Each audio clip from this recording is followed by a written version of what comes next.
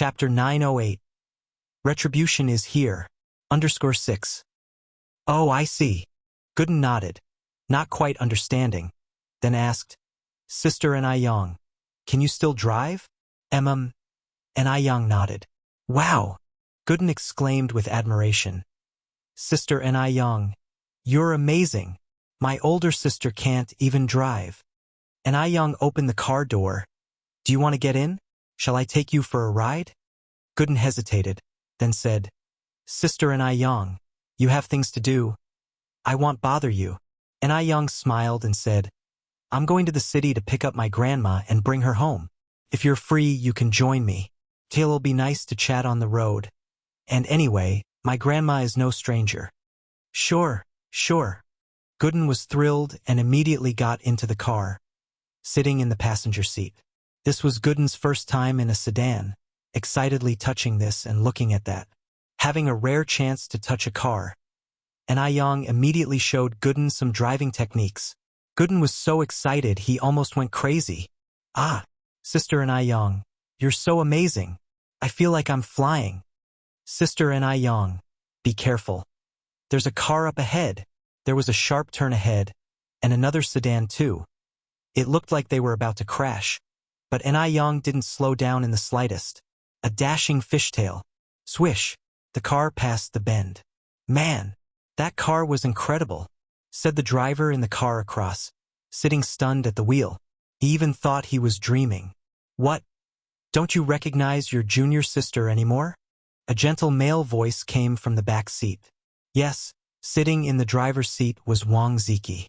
Hearing this, Wang Ziki's eyes widened in disbelief. Really?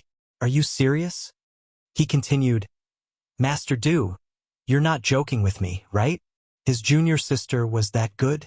Wang Ziki had been driving for several years and considered himself skilled, but he couldn't even see the shadow of that car just now. Why would I joke with you? Master Du turned a page of the Buddhist scripture, his expression indifferent. And Yang was truly impressive. He knew every detail of the Zheng family incident. He had originally planned to help Yang, especially since he had promised Mo Chishan to take good care of her. But before he could act, Yang had already handled it. She didn't need anyone's help. She alone was enough to protect her loved ones. Wang Ziki swallowed hard. My junior sister is really amazing. Soon, the car stopped at the entrance of the delightful restaurant. During this time, Master Du occasionally came to this restaurant just because the food was delicious. Wang Ziki opened the car door. Master Du put on a black hat and got out of the car, bending forward. Wang Ziki followed closely. Just then, a figure ran from the side and accidentally bumped into Master Du. It was an 8 or 9-year-old boy who was also frightened, sitting on the ground with his face pale, looking up at Master Du, almost crying. Whose child are you? Why are you so clumsy? Wang Ziki scolded. Wang Ziki was tall and striking, with brows like knife slashes, and his frowning, stern look terrified the little boy, making him burst into tears. I'm sorry. A 17 or 18-year-old girl ran over from the side. My little brother is young and clueless. He accidentally bumped into you. Big sister. The little boy quickly hid behind her. Erlong, I've told you before to be careful when walking, not to run, and yet you treat my words as nothing. Now apologize to these two uncles immediately. This little boy was indeed Wu Erlong, and the young girl was Wu Yenyun. Under Yang's guidance, the construction business run by Wu Jinshu and Yen Erju, husband and wife, was doing quite well. Life was getting better. Wu Erlong, timid by nature, just knew to cover his face and cry, not daring to apologize. Left with no choice, Wu Yenyun had to apologize to Master Du. Sir, I'm really sorry. My little brother knows he's wrong. Please forgive him. Only then did Master Du really look at Wu Yenyun. The girl was quite striking, and her demeanor impressive, reminding him immediately of Yang. But if it were Yang, she definitely wouldn't have handled it this way. She couldn't stand to apologize for others. Master Du didn't know why he was so certain that Yang wouldn't do such a thing, but he was thoroughly convinced of it. Let it be. Master Du said slowly. Ziki, let's go. That voice, it sounds familiar, thought Wu Yenyun, looking up just in time to see Master Du's profile. His refined appearance revealed a hint of sharpness. Wasn't this the man who gave her 100 yuan last time? Wu Yenyun had a good memory. She wouldn't have remembered wrong. Sir, please wait. Wu Yenyun called after Master Du. What is it? Wang Ziki stretched out his hand to stop Wu Yenyun. She moved past Wang Ziki, looking at Master Du. Sir, do you remember me? We've met before and you gave me 100 yuan. Could you tell me where you live, so I can bring you the money from home? Now that her family was financially better off, Wu Yenyun wanted to return the 100 yuan to him. Otherwise, she felt like she owed someone something. I don't remember, Master Du said, playing with his Buddha beads. Chapter 909. Teaching you a lesson. Di had seen countless people in his life, so why would he waste time on a young girl he'd only met once? He really didn't remember Wu Yenyun. Wu Yenyun continued. It was probably a little over 2 months ago. You were sitting in your car and had your driver give me 100 yuan. Don't you remember? Di frowned and thought for a moment. There seemed to be a faint impression. The last incident was my driver's fault. The money was compensation to you. You don't need to return it. Having said this, Di turned his head to Wang Ziki. Let's go. Okay. Wang Ziki nodded. Wait. Wu Yenyun hurried to catch up with the two men's pace. 100 yuan might be less than a drop in the ocean for Du Yi, but to Wu Yenyun it was a fortune. Before she hadn't encountered Du Yi, it would have been fine, but now that she had, she couldn't just take 100 yuan from someone for nothing. Hearing this, Du Yi's face showed a hint of impatience. He held a high position and the last thing he lacked was the entanglement of women, and the thing he feared most was also the entanglement of women. Young lady, please don't follow our Mr. Du anymore. Wang Ziki noticed Du Yi's displeasure and quickly stepped in front of Wu Yenyun. Wu Yenyun was also a bit embarrassed. I just want to return the money to this gentleman. Wang Ziki continued. If you really want to return the money, then take this 100 yuan and give it to someone in need. That will count as having returned it. Can you make decisions for that gentleman? Wu Yenyun hesitated. Wang Ziki was somewhat speechless. This young girl looked young and pretty, but who would have thought she'd be so long-winded, almost as much as his own mother? Du Yi, twirling his Buddha beads, turned back to look at Wu Yenyun. Just do as he said. Okay. Wu Yenyun nodded. Du Yi and Wang Ziki walked straight inside. Wu Yenyun watched Du Yi's retreating figure. Her heart felt as if it had been hit by something, and ripples spread out in circles within her chest. An indescribable feeling. Not until Wang Ziki and Du Yi's figures had disappeared into the distance did Wu Yenyun turn around to walk back. Erlong, are you okay? I'm fine. Wu Erlong had been frightened, wiping away tears with his sleeve. Wu Yenyun squatted down and patted the dust off Wu Erlong. How many times have I told you? Don't run when you walk. Watch the road. Today it was those two gentlemen being reasonable. If you met someone not so reasonable, or a frail elder, then you would be in deep trouble. Big sister, I know. Wu Erlong nodded, looking wronged. On the other side, an Ai Yang brought Gooden to the Shangguan family. Old Madame Shangguan was watering the flowers in the garden. Even though the Shangguan family had many servants, the old lady still cut a solitary figure. Grandma. Hearing an Ai Yang's voice, old Madame Shangguan's grip on the watering can paused. Today was Tuesday. Normally an Ai Yang would only come back on weekends. She must have heard wrong. Old Madame Shangguan continued to water the flowers. Grandma! It wasn't until an Ai Yang with Gooden came to old Madame Shangguan that she realized this was not an illusion. Yang! Old Madame Shangguan dropped the water sprayer in excitement. An Ai Yang reached out and hugged old Madame Shangguan. Grandma, I've missed you so much. Old people love to hear sweet nothings. Hearing this, old Madame Shangguan was overjoyed. An Ai Yang then said, Oh, Grandma, this is Gooden. He also lives in Jinghua village. He's my good friend. Hearing this, Gooden was thrilled. He was only 12 this year, still a child in many people's eyes. How could adults and children be good friends? But Sister Anai Yang was different. She actually introduced him to others, saying that he was her good friend. He was Sister Anai Yang's good friend. Gooden was delighted beyond belief, and quickly greeted old Madame Shangguan. "Hello, Grandma. I'm Gooden. My full name is Li Changshou, but you can just call me Gooden." "That's a good name, Gooden." Old Madame Shangguan laughed. "Come on, follow Grandma inside." They followed old Madame Shangguan into the villa of the Shangguan family. The Shangguan family's villa was beautifully decorated. But Gooden had already seen Anai Yang's house decorated and wasn't surprised now. After entering, old Madame Shangguan had a servant bring a bunch of delicious food. Gooden was a bit shy to reach out. Anai Yang grabbed a handful of teddy bear biscuits and stuffed them into Gooden's hand. "Gooden, no need to be reserved at Sister Anai Yang's house. Just take whatever you want to eat." Chapter 9-10. Teach you how to be human. _2.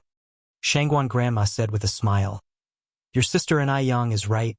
Gooden, don't be overly polite. Take whatever you want to eat." "Thank you, Grandma." Shangguan Grandma continued. Yang, didn't your mom, your dad, and little Yun come with you?" It was then that Anai Yang remembered the matter at hand and replied, "Grandma, I came to take you back with us to live together." "To live with you all?" Shangguan Grandma was taken aback. "Yes." Anai Yang nodded and added, "Grandma, now both my maternal grandparents have moved with us to Jinghua village, so my parents asked me to bring you over as well. It will be livelier with more people living together." Shangguan Grandma hesitated. Yang, I'm quite comfortable living here. Moving over to your place, wouldn't it be a bit inconvenient?" She really didn't want to trouble the younger generation. Anai Yang said with a smile, "There's no inconvenience at all. That's your home too. It's much livelier when everyone lives together. The cement road in our village is already fixed. Whenever you miss home, you can just take a car back to visit. It's very convenient." Shangguan Grandma still hesitated. Anai Yang continued, "Grandma, Yun has been talking about you these past days. If you move over, you'll be able to see Yun every day. Also, you don't have to worry about my brother and sister Xiaoxi at all. There are so many rooms at home. When my brother and sister Xiaoxi come back for holidays, they can choose whichever room they want to stay in." Anai Yun was the youngest child in the family and the granddaughter Shangguan Grandma loved the most. After hearing what Anai Yang said, Shangguan Grandma immediately replied, All right, then he'll move over. I'm going to make a call right now to inform Xiaoshu and Xiaoxi. Oh right, and I need to tell your aunt too." As she spoke, Shangguan Grandma excitedly went off to make the calls to everyone. Not only did Shangguan Grandma inform Shangguan Su and Shangguan Shi, but she also called all her relatives, unable to stop smiling. "Oh, the kids are so filial. I said I wouldn't go, but they insisted I come. It seems I really have to go." Though Shangguan Grandma was hesitant before going, she was very happy in the end. There isn't an elderly person who doesn't want to live with their own children. After notifying all her relatives and friends, Shangguan Grandma packed some clothes and daily necessities. As the three of them were getting ready to leave, Zhao Xin suddenly arrived with Zhao Zijuan. "Grandma!" Zhao Zijuan rushed in from outside. "Sister Anai Yang, you're here too." Anai Yang introduced Gooden to Zhao Zijuan.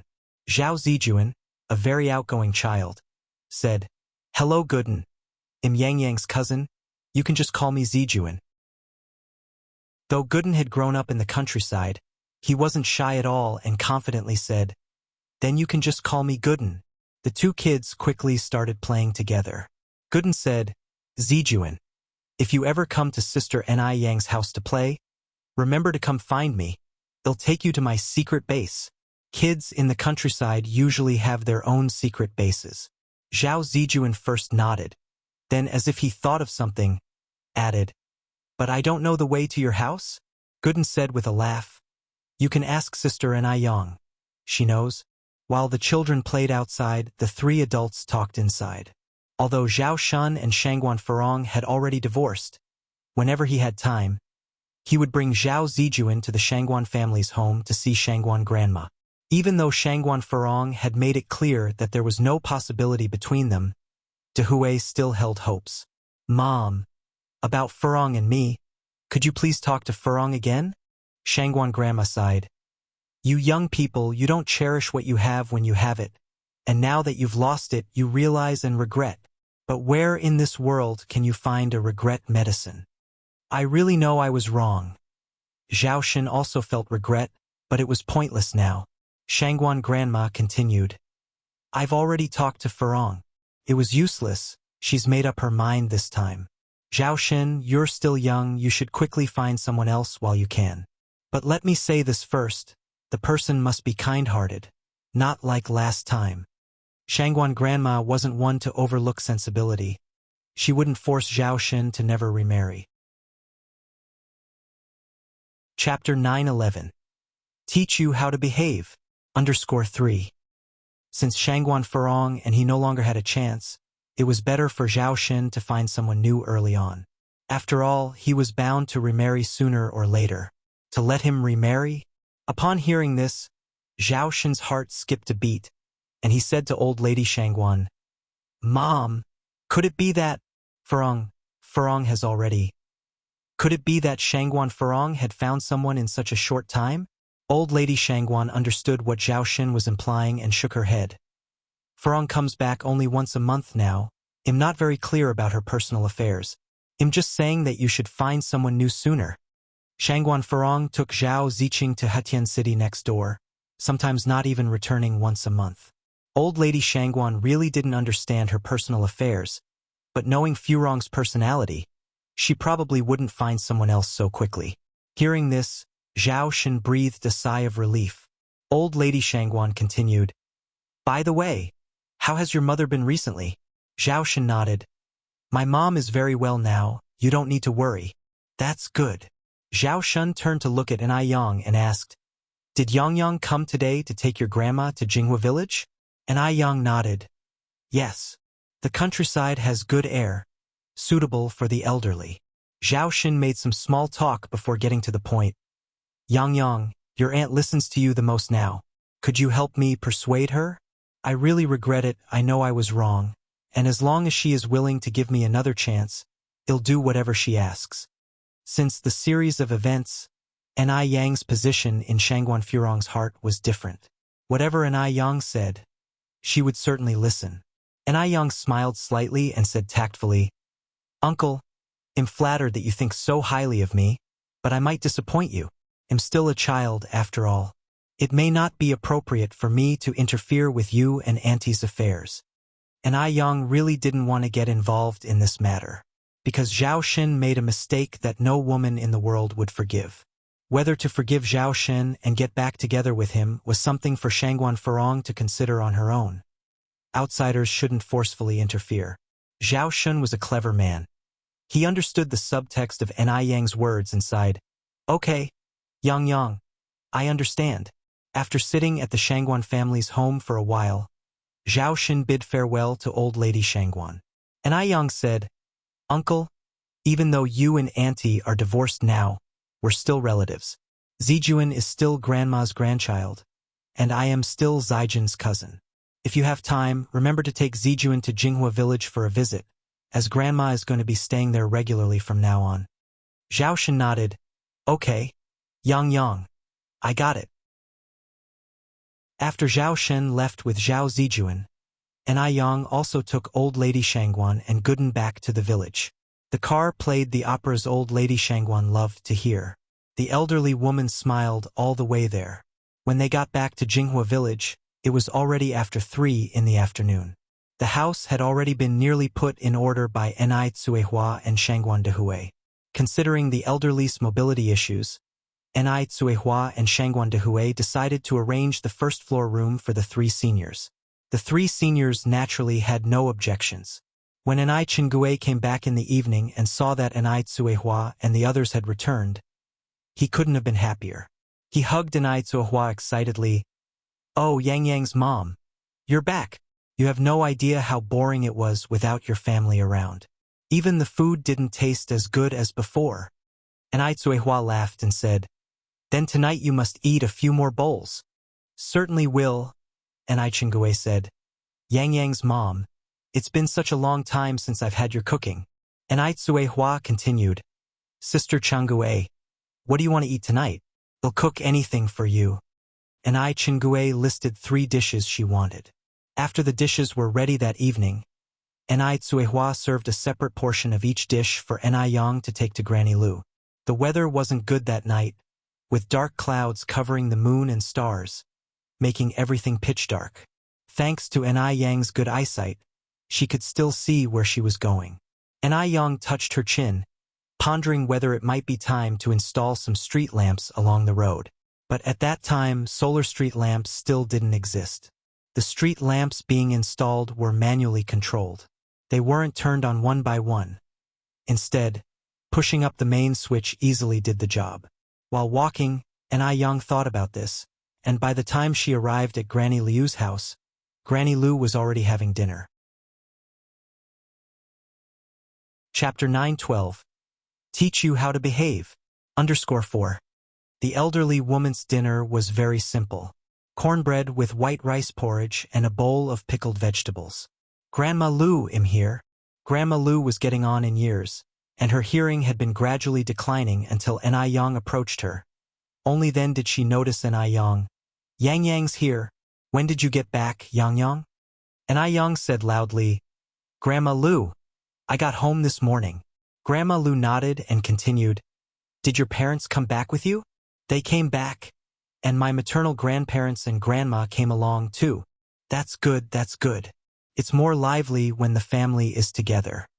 Grandma Lu took Yang's hand and had her sit down. Yang took the food out of the basket. Grandma Lu, this is what my mom sent over for you. Just taken out of the pot. Eat it while it's hot. Grandma Lu smiled and said, Your mom is too kind. What is this? Let me taste. Your mom's cooking skills are getting better and better. The flavor of this dish is indescribable. Yang went on, Grandma Lu, now that my maternal grandparents and I have moved over, why don't you move in and live with us? Because she had grown fond of Grandma Lu, and Grandma Lu had no children of her own nor any relatives or friends. Yang had previously invited Grandma Lu to stay at their house. But Grandma Lu had refused. No matter what, she didn't want to go. This time, Yang brought it up again, but Grandma Lu still refused. No, I'm quite happy living here. A golden nest, a silver nest, is not as good as one's own doghouse, Yang, no need to mention it again. After chatting with Grandma Lu for a while, Yang left. After Yang had gone, Grandma Liu's courtyard returned to its previous quiet state. Yang looked back at the little house enveloped by the night and silently made up her mind about something. Since Grandma Lu didn't want to move in, she would find a way to make Grandma Liu's home more lively. The next day, the village air was really good. If it hadn't been for Duo, who had smelled bad all morning, flying to Yang's bedside and squawking, Yang could have slept for another 2 hours. Duo, what are you squawking about? Yang got dressed and went down from the bed. Get up. Duo said, I'm hungry. Yang smiled helplessly. Turned out this little guy was hungry. She took a handful of bird food she brought back from abroad and put it on the coffee table. You can't even catch bugs. You stupid bird. Duo was too busy eating to pay attention to Yang. Yang went to freshen up in the bathroom. She had personally designed the house for convenience. Nearly every room had a bathroom. After freshening up, she went downstairs just in time for breakfast. In the dining room, old Madame Shangguan and old Madame Zheng were eating breakfast and chatting. Good morning, Grandma. Good morning, Grandmother. Yang grabbed a bun casually. Where's Grandpa? Old Madame Zheng said. Your grandpa went out with Yun, probably for a walk. The villagers didn't recognize Mr. Zheng, but they all knew little Yun. Going out with little Yun was like walking with a living signboard. Plus, little Yun had a built-in sense of direction. Although she was young, she was smart. After breakfast, Yang rode her bike to the city. She was going to check the accounts of various stores. Because there were many stores, it took a whole day and she still hadn't finished. Not until the third day around 11 in the morning did Yang finish checking all the accounts. After doing the accounts, Yang bought some things and went to visit Xiaozhou, who had played a crucial role in clearing up the situation. As soon as Xiaozhou saw an Yang coming with so many things, he was immediately delighted and said with concern, "Brother Yang, this is too kind of you. He'll feel embarrassed." While saying he was embarrassed, Xiaozhou kept carrying the things inside. And Yang joked, "Your skin is thicker than a city wall's corner, and you know how to feel embarrassed? Is that how you compliment someone?" Xiaozhou pushed an Yang lightly and then asked, "By the way, with such a big event at your house, are you okay?" And Yang raised an eyebrow slightly. "Your brother Yang is so capable. What could possibly go wrong?" Xiaozhou continued, "How's your family?" While Xiaozhou was a detective, he didn't investigate every single matter. If he had to look into everything, how much effort would that take? And Yang succinctly told about the fate of Zheng Lingling, Sun Wu, and Zheng Xianjing's family of 3. Chapter 9:13. Teach you how to behave. _5. Xiaozhou said, "What goes around comes around. By the way, how is your aunt? Her mental health wasn't good to begin with. Did this incident not totally devastate her? Having lost her only child, kept in the dark, and nearly causing the death of her own grandniece. Anyone would probably find it hard to cope with such blows." And Yang sighed. "My aunt became a nun." "Really?" Xiaozhou was somewhat surprised. And Yang nodded. "Yes, she's now at Baiyun Temple." Xiaozhou continued, "Is she doing this to atone for her past?" "Perhaps," and Yang said. "If she hadn't been manipulated and had spoken up earlier, perhaps that child would not have died, and so many things wouldn't have happened."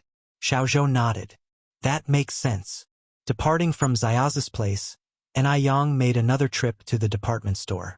She wanted to buy a television for Grandma Lu.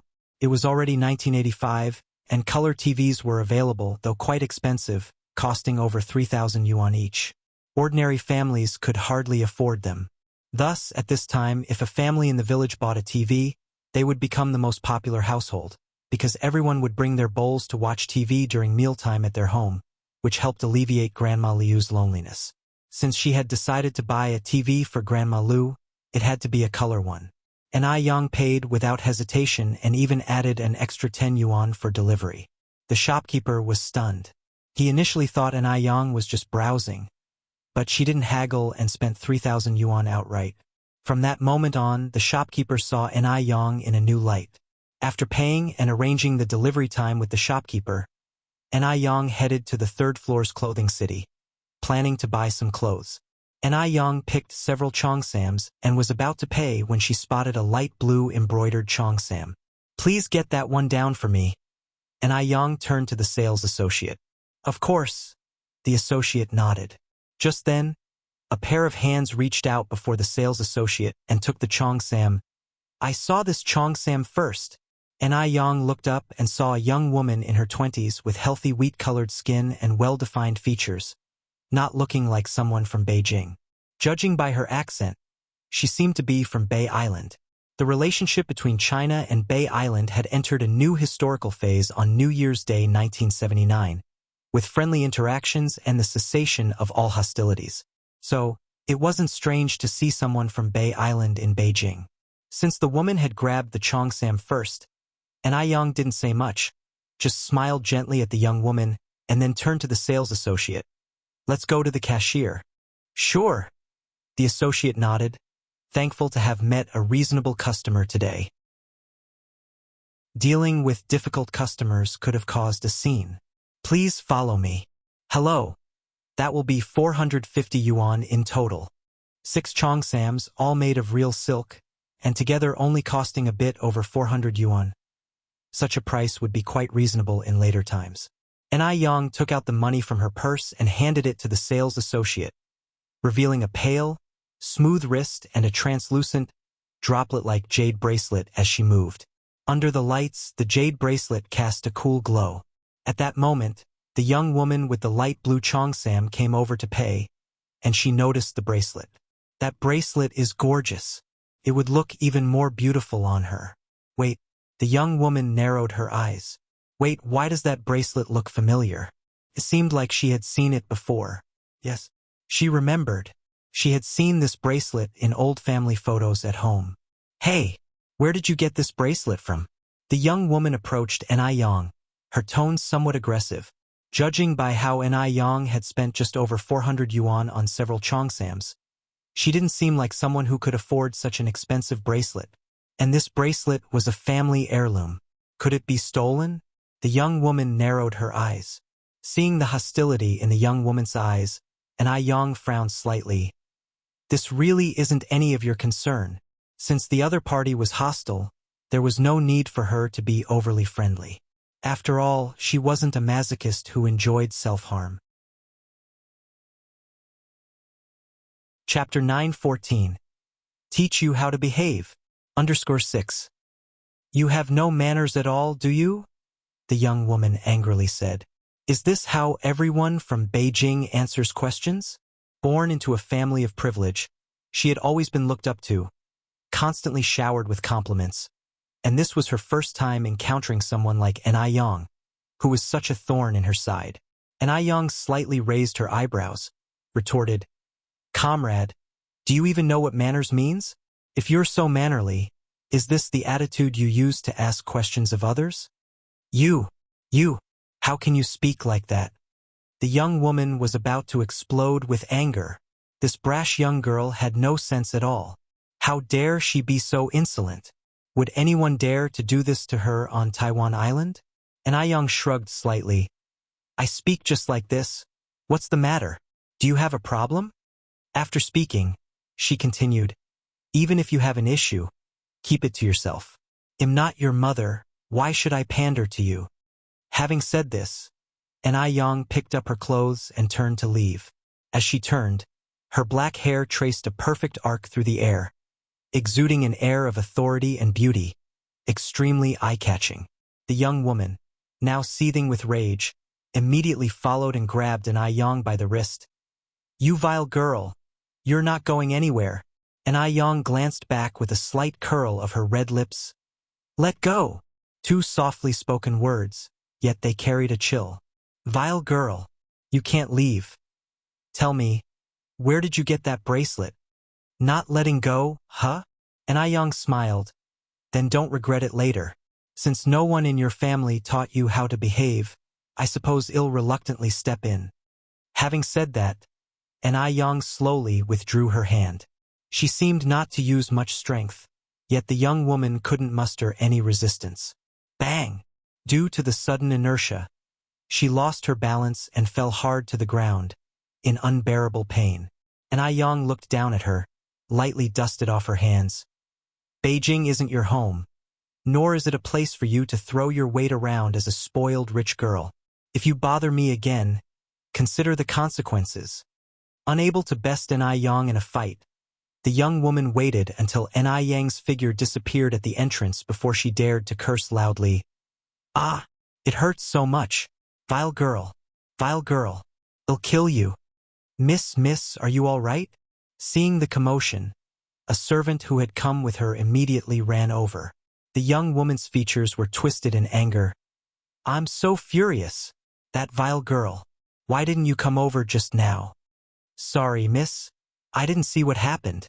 "Useless." The young woman slapped the servant, then reached into her pocket and pulled out a 100 renminbi note. "Take this money and buy some medicine. Nowadays, everyone is equal and servants have rights. Employers can't just beat them as they please." But money can solve anything. The servant took the money and caught up with the young woman. "Miss, wait for me." As long as the pay was right, even getting beaten up 100 times a day wouldn't matter. And this was 100 yuan, equivalent to 3 months of her salary. The young woman ran outside the mall, but Ni Yang was nowhere to be seen. Fuming, she got into a sedan and slammed the car door shut. "Back to the mansion." "Okay." Seeing her so angry, the driver subconsciously shrank his neck. The young lady was not an easy one to please. The small sedan sped all the way to a very luxurious mansion and stopped in front. The young woman ran inside, crying, Brother, someone's bullying me." Who dares to bully my precious little sister?" A man, around 25 or 26 years old, walked out from the house. He was Lu Qi, and the crying person was his sister Lu Ru. Because of work, their family of 3 had moved from Taiwan Island to Beijing, and they had already been in Beijing for over a month. Lu Ru said angrily, "Some lowly girl. She said I have no manners and even dared to talk back to me. It's just too uncultured. Brother, you must help me get revenge. Catch that lowly girl and teach her a lesson." Lu Ru had never been so infuriated in all the time she had been in Beijing. She wished she could kill an Aiyang. Lu Qi sighed.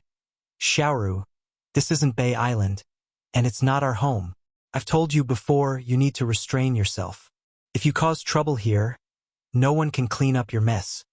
Lu Ru was his own sister. He knew Lu Ru all too well. Chances were, today's incident was mostly Lu Ru's doing. Lu Ru had originally expected Lu Qi to vent her frustration, but instead, Lu Qi turned around and blamed her, which made her even angrier. "Are you even my real brother? I am not talking to you anymore.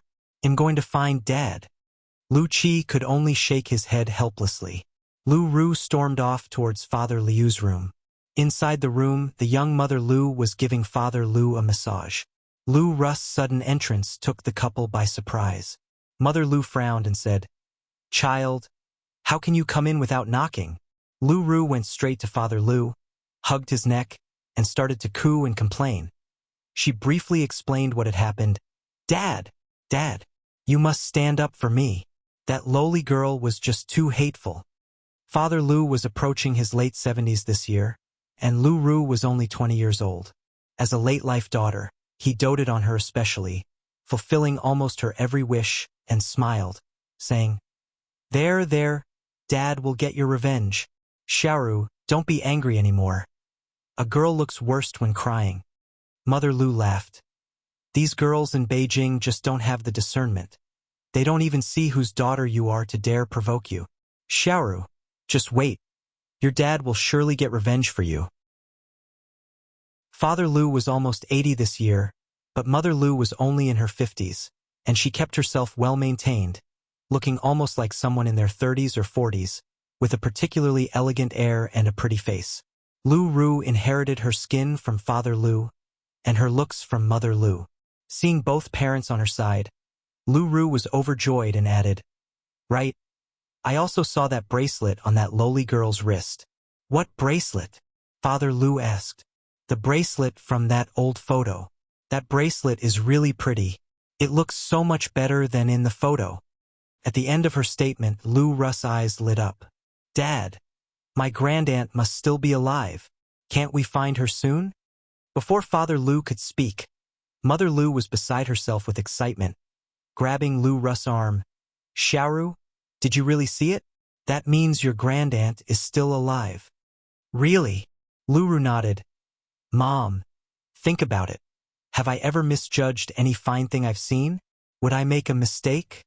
Father Lu frowned and then said, "But there's always a bit of a discrepancy between a photo and the real thing.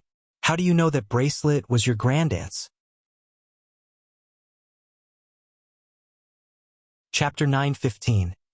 This is too amazing. Lu father always felt there was something fishy about this matter without seeing the actual item. How could it be such a coincidence that they had just arrived in Beijing and already seen that bracelet? "Dad, how could I possibly have seen it wrong?" Lu Ru shook Lu father. "Dad, just believe me. That is definitely our family's heirloom. My aunt is now in Beijing. Let's go find her quickly." "What did the young girl you saw look like?" Lu father continued to ask. "Does she resemble your aunt? How old is she approximately?" Hearing this, Lu mother covered her mouth in surprise. Could it be that she remarried? Lu father furrowed his brows slightly.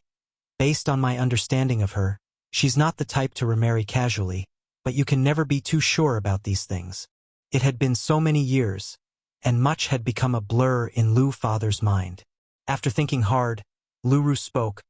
"That despicable girl seemed about 18 or 19. Pretty. Okay looking, I guess. But I feel she doesn't look like my aunt when she was younger." Lu Ru was very vain, always considering herself the world's #1 beauty. There truly weren't many people who could gain her approval of being okay looking. Hearing her say this, Lu parents knew that the young girl must be exceptionally attractive. 18 or 19? Lu mother said with a smile. Your aunt is about the same age as your dad this year. She couldn't possibly have a daughter that young. Women are different from men. Women go through menopause around the age of 50, after which they can no longer have children. As long as a man is physically strong, even at 80 or 90, he still has the ability to father children. Right? Are there any relatives left on her mother's side? Lu mother nudged Lu father with her elbow. Relatives? Lu father scratched his head, then said, in that era, even if she had a few relatives, I doubt they would have survived. A few decades earlier was the time for denouncing the bourgeois. Then who could that young girl be? Lu mother went on. Could it be that she fell on hard times and had to sell the bracelet? Sell? I think it's more likely she stole it, Lu Ru said, curling her lip. Lu father added, we can't jump to conclusions yet. By the way, Xiaoru, where does that young girl live? Let's go have a look now. In the years of denouncing the bourgeois, privately hoarding gold and jewelry was forbidden. Gold and jewelry were worth less than scrap metal. Back then, many people couldn't even trade a gold bar for a bowl of white rice, and if you were caught trading privately, you would be labeled a speculator. So, the likelihood of theft was not high. Although Lu father was old, he wasn't confused. I don't know where she lives, Lu Ru said. That worthless girl had no manners at all. Ask her one question and she'd explode like she'd swallowed gunpowder. She even pushed me to the ground. I've never seen such a person in my life. If she had been on Bay Island, she wouldn't have gotten away with it. If it were on Bay Island, who would dare provoke her? Only someone with a death wish. Lu father continued. It could also be a relative from her family. She's alone now, getting on in years, so it wouldn't be strange for her to have given the items to a family member. Right, Xiaoru, you need to change this temperament of yours. Don't just throw around accusations, calling everyone a despicable girl. If that bracelet really belongs to your aunt, then she's our relative. As he finished, Lu father also warned. Besides, this is Beijing, which is different from our Bay Island. If you truly offend some noble person, even I might not be able to protect you. Taiwan Island is just a small island. But this is Beijing. The total area of Bay Island is about the same size as Beijing, but Beijing is only 1% of China. 100 Bay Islands cannot compare to one China. So, it's necessary to keep a low profile when the time calls for it. I know, Lu Ru replied nonchalantly and then said, Dad, since we're sure that Aunt is in Beijing, let's hurry and find her. She'll definitely be so happy to see us. Lu father did not speak. Lu mother said, Exactly. Xiaoru, you're right. We need to find your aunt as soon as possible. Lu Ru went on. Dad, would you be able to give me that bracelet when the time comes? She had taken a liking to the beautiful bracelet at first glance. Lu mother said with a smile. Of course, we'll give it to you. Your dad and I have only you for a daughter. Who else would we give it to if not you? Chapter 9:16. This is too amazing. _2. That's wonderful. Lu Ru was overjoyed, hugging her mother tightly. Mom, thank you. I love you.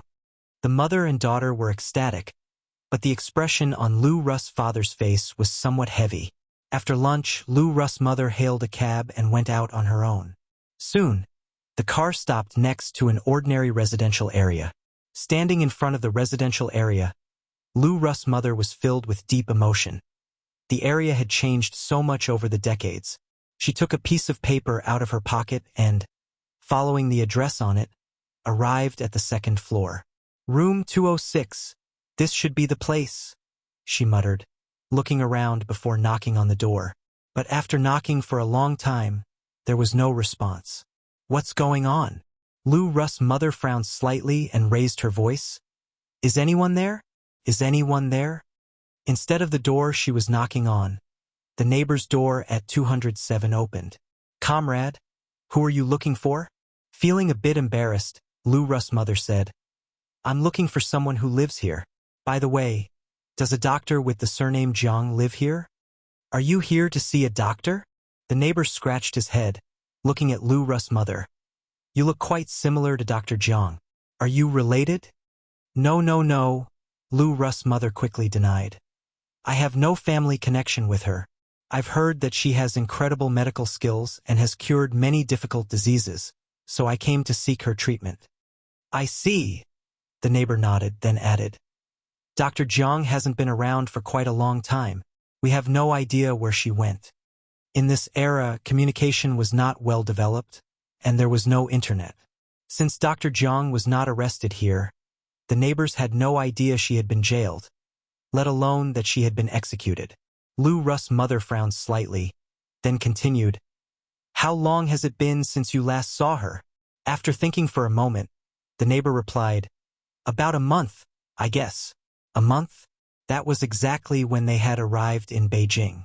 They had just come here and hadn't settled down yet, so she hadn't come to find Dr. Jiang right away. As she spoke, the neighbor continued, It's odd. When Dr. Jiang was living here, her nephew used to visit her often.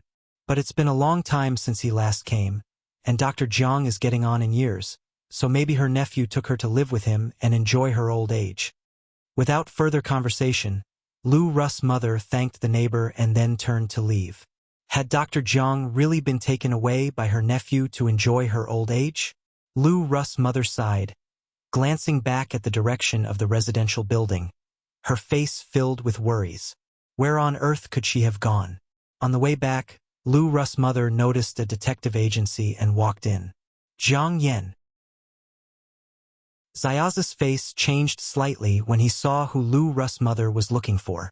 Yes, Lu Russ' mother nodded. Could you please investigate where she is now for me? Money is not an issue. I just want to find the person. Then you'll need to pay an 800 yuan deposit first, Xiaozhou said. Lu Russ' mother took out a stack of money from her bag and placed it on the table. May I ask when you will have the results? Smiling, Xiaozhou replied. Our agency is very efficient. Come back tomorrow morning and there will be news. Lu Russ' mother nodded. All right, he'll come back tomorrow morning. Leaving the detective agency, Lu Russ' mother still looked rather troubled, an ominous feeling lurking in her heart. Looking through the glass window at Lu Russ' mother's retreating figure, Xiaozhou narrowed his eyes slightly. When Ni Yang returned to Jinghua village, it was already past 12 p.m. She had arranged with the boss selling televisions that he would deliver the TV at 1 o'clock. Seeing that it was about time, Ni Yang set off for Grandma Liu's place. Sister, little Ni Yun suddenly called out to Ni Yang. Yun Yun?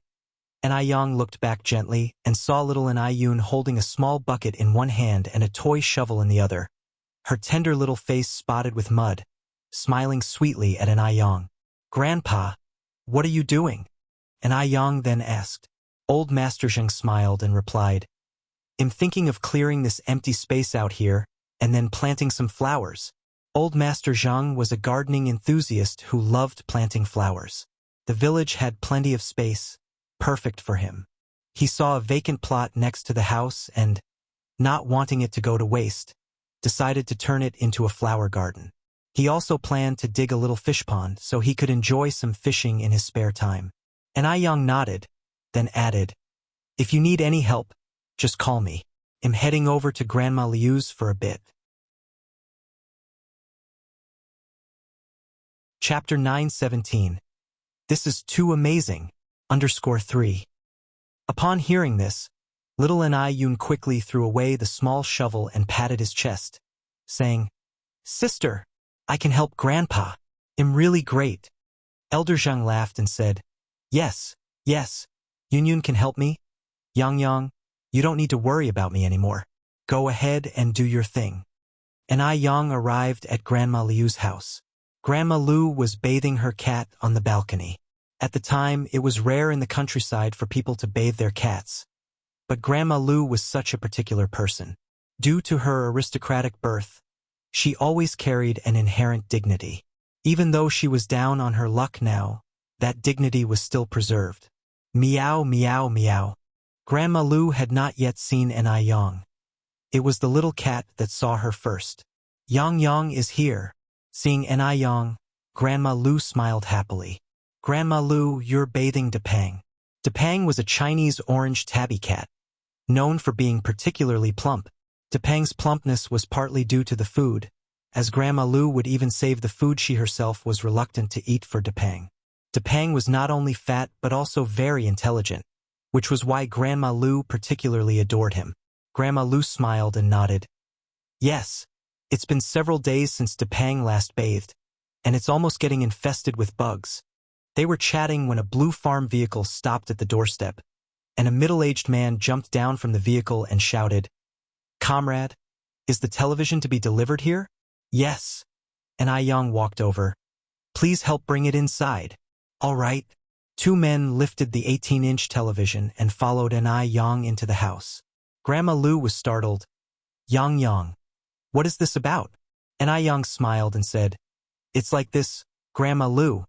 I won a television from a purchase today, but we already have one at home, so I brought this one over for you, so you can watch it when you're bored." Afraid that Grandma Lu might reprimand her for frivolous spending and worried that Grandma Lu might refuse to accept it, Yang said the television was a prize. "You can win a television as a prize?" Grandma Lu was skeptical.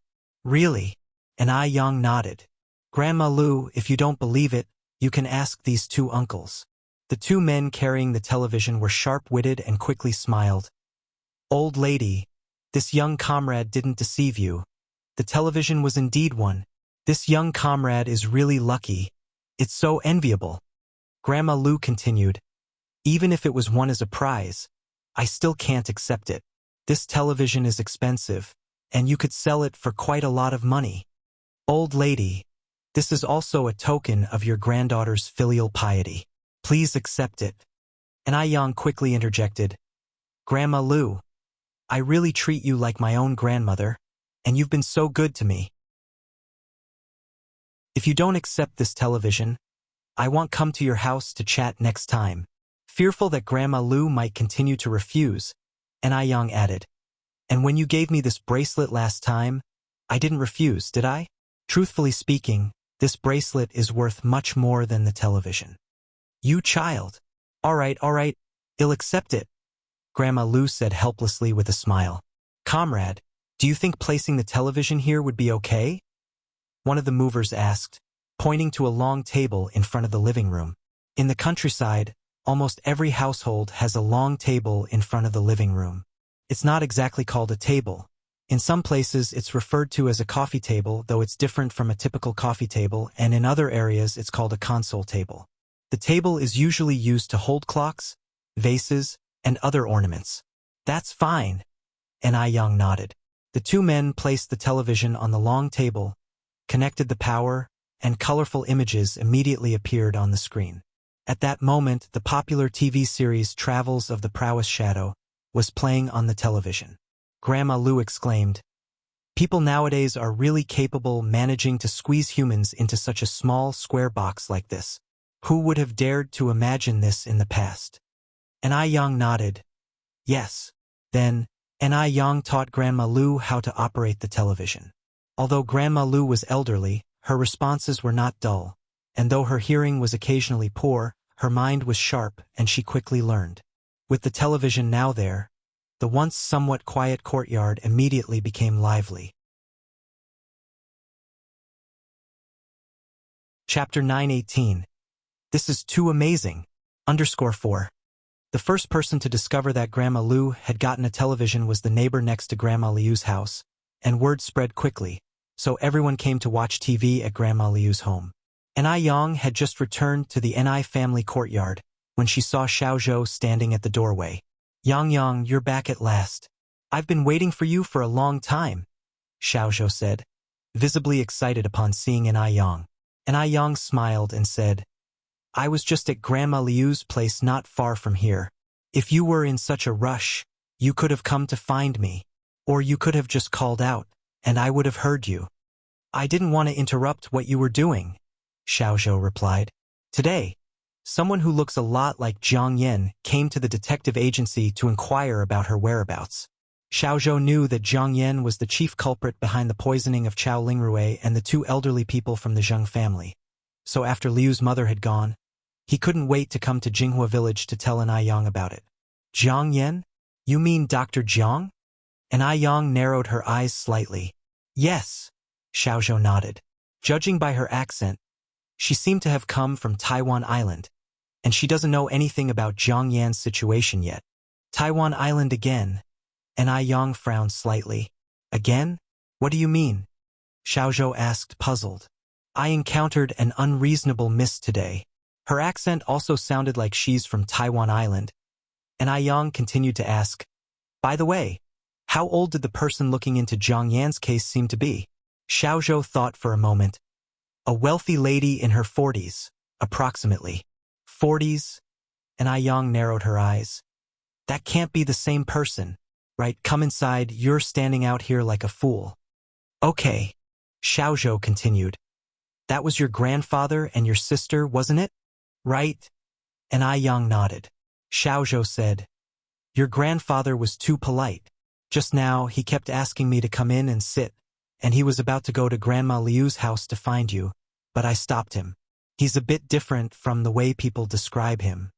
According to the rumors, old Master Zhang was a stern, no-nonsense old man. And Yang laughed and said, rumors are just rumors after all. By the way, did you tell that person about the outcome of Dr. Jiang? Xiaozhou shook his head. I felt that something was odd about this case, so I didn't tell her. I just took an 800 yuan deposit from her and told her to come to the detective agency tomorrow morning to find me. And Yang nodded slightly, pushed open the courtyard gate, and brought Xiaozhou inside. As soon as Xiaozhou stepped into the courtyard, he couldn't help but exclaim, your family's courtyard is really beautiful. Although it wasn't his first visit to An Yang's house, every time Xiaozhou came over, he was always astounded. By the way, what are those flowers blooming on the wall? Roses? It was August, and the wild roses were thriving on the walls. Among the tender green branches and leaves, bunches of bright red and pink blossoms formed a natural rose wall. It was so pretty it took one's breath away. They're wild roses, An Yang answered. Wild roses? Did you buy them at the flower and bird market? I should plant some in the detective agency's courtyard too, Xiaozhou suggested. He rented the detective agency, which had a large backyard.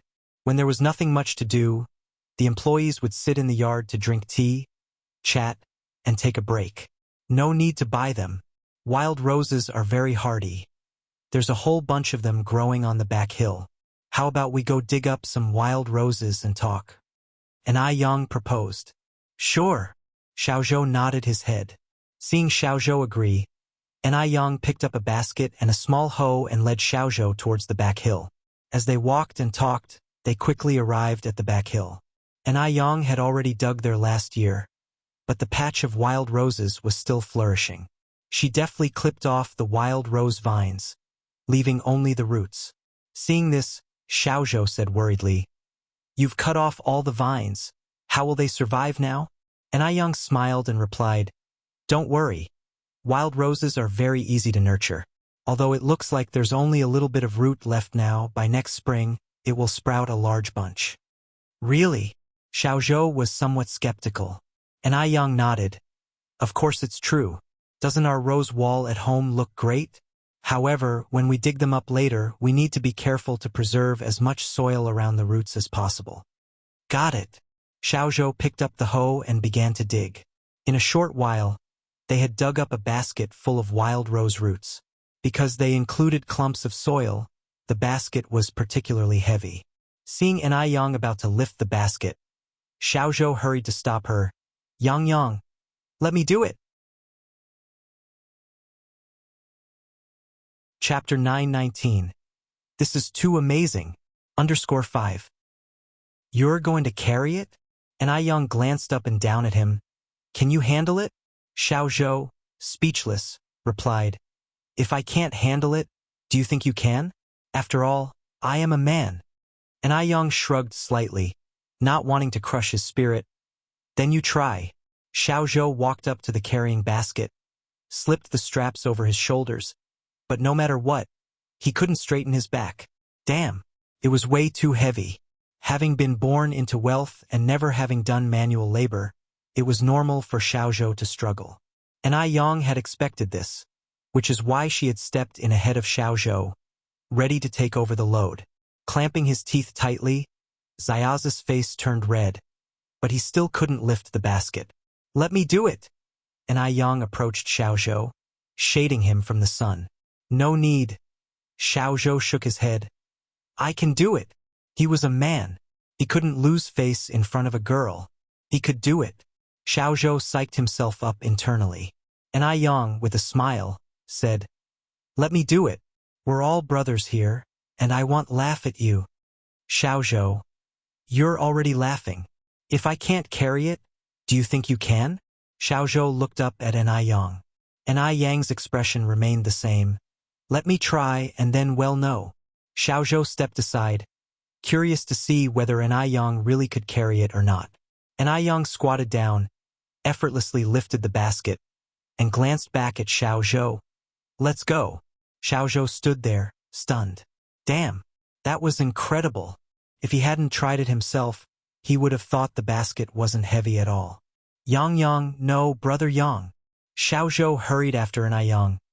"Brother Yang, you're amazing, aren't you?" And Ai Yang raised an eyebrow slightly. "Your brother Yang has trained for this, of course it's amazing." Xiaozhou gestured with cupped hands. "Respect. Now I finally understand why there's an idiom called heroine in ancient times. If Ai Yang had lived in ancient times, she surely would have been a female general."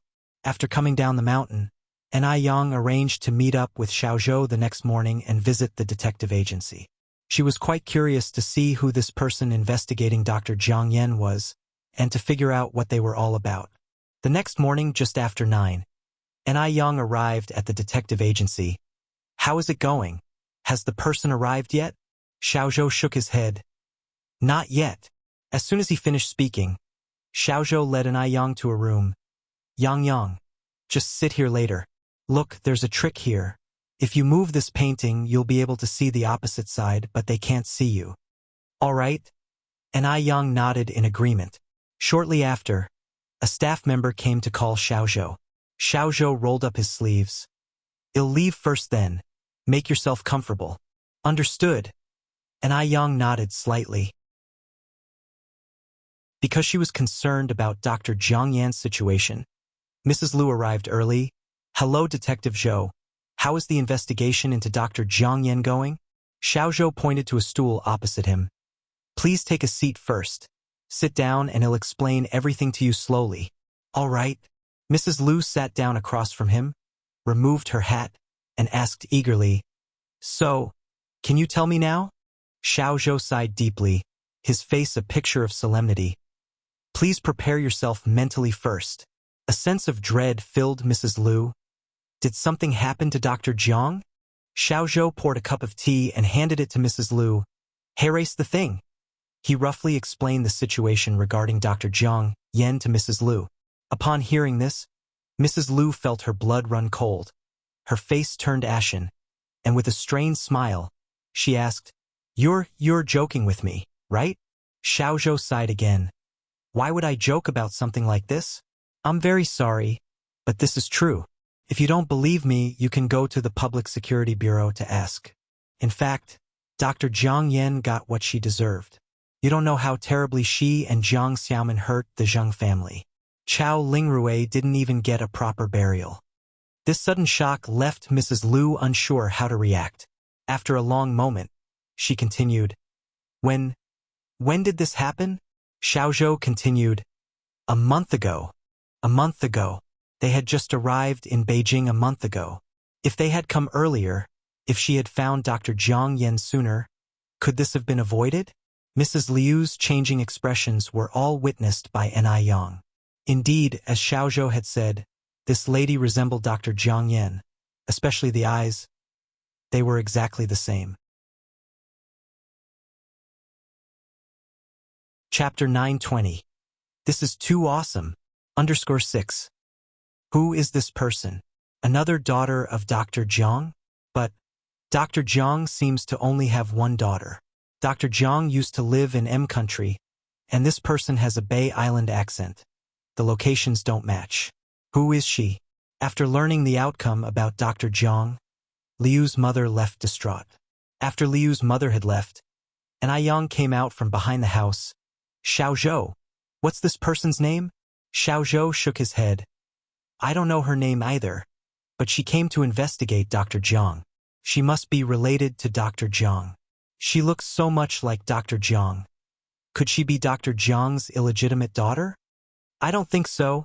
And Aiyang narrowed his eyes and continued. Is Dr. Jiang's background easy to check? Xiao Zhou smiled, took out a stack of documents. I knew you'd ask this. So, when I came back last night, I sorted out some documents on Dr. Jiang.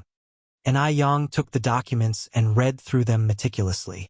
She discovered that Dr. Jiang was the eldest at home, with a younger brother and sister. The brother, Jiang Daji, is 58 this year, has one son and one daughter, and lives in Beijing now. There's also a sister, Jiang Ji, but she drowned in the sea at the age of 19, and her household registration had been cancelled for many years. The most suspicious person now was this Jiang Ji. Could Jiang Ji still be alive? And Aiyang slightly squinted, placing the documents on the table. Xiao Zhou, do you think that person just now could be Jiang Ji? Jiang Ji. Xiao Zhou seemed stunned, then said, but hasn't Jiang Ji been dead for 35 years? Could it be a staged death? And Aiyang said, staged death. Xiao Zhou frowned, then said, why would a perfectly good person stage her own death? Maybe it was because she committed a crime? Xiao Zhou continued. But staging your own death isn't easy, right? And Aiyang lightly tapped the table with her index finger. I always feel this person is not simple. Elsewhere, as Liu's mother walked on the bustling streets of Beijing, her heart felt desolate. She couldn't believe that in just a month, everything had changed so drastically. How could this be? Liu's mother walked up to the mansion where the Liu family lived, then put away her somber expression and pretended to be nonchalant as she entered the house. Mom, where have you been? Lu Ru came out from the house just then. Liu's mother responded with a smile. I felt suffocated in the mansion, so I went out for a walk to familiarize myself with Beijing. Oh, Lu Ru nodded. And? Is there any news from Aunt? Liu's mother asked. Lu Ru shook his head. Dad has already sent someone to check, but there's no news yet. Oh, Lu Ru added. Mom, you seem off. Are you feeling okay? No. Is Wentong feeling unwell? Should I get the doctor to come and check on you? Liu's father came out from the study room upon hearing Lu Ru's words, appearing very concerned. Speaking of Liu's mother, Zhou Wentong, she was a fortunate woman. Having married the nearly 50-year-old Liu's father at 22, she had always been cherished. After so many years, she was still held dear by Liu's father. I'm fine. I'm probably just not used to the climate in Beijing, said Liu's mother. Liu's father nodded. Indeed, the climate here in Beijing is not as good as back home. Wenhong, don't worry, once we are done here, we'll go back to Bay Island immediately. Okay, Liu's mother said, then added, I'll go upstairs to rest for a bit. With that, she walked upstairs. Lu Ru quickly asked, Dad, did you find out any news about Aunt? Liu's father shook his head. It's not that quick. If it takes any longer, all the good stuff will be taken by others. Lu Ru sighed, then said, We had an agreement earlier. You must give me that bracelet when the time comes. When have I ever lied to you? That's reassuring. Lu Ru continued. When I run into that savage girl again, I'll definitely teach her a lesson. What if she's a relative from Aunt's family? Liu's father asked. Lu Ru sighed reluctantly. Then forget it. For Aunt's sake, I'll forgive her once. But she really is too savage, too ill-mannered. If she really is a relative from Aunt's family, then Aunt's family really lacks manners. Is she really that savage? Lu Qi walked in from outside. Lu Ru nodded. Very savage, very ill-mannered. That kind of wild girl couldn't get married if she were in our area. More than you, Lu Qi joked. Are you even my brother?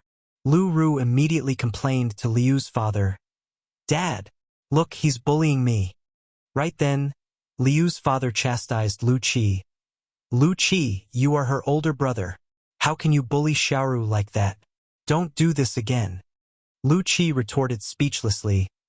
Dad, just indulge her. Sooner or later, you'll regret it. Lu Ru rolled her eyes at Lu Qi. And I family. Tonight, Shangguan Su and Shangguan Shi also came back. The whole family gathered in the dining room for dinner, the atmosphere very lively. Shangguan Shi asked, Yang, when will your college entrance exam results be out? In the 80s, without the developments of later years, it would take about 20 days after the college entrance exam to get the results. It's already August 10th, and the results still aren't out. But fortunately, since the exams were held in July, the school term also starts later. And Yang lightly shook her head. Not yet. I heard our teacher say that around the 17th or 18th, we might be able to get the results at school. Shangguan Shi smiled.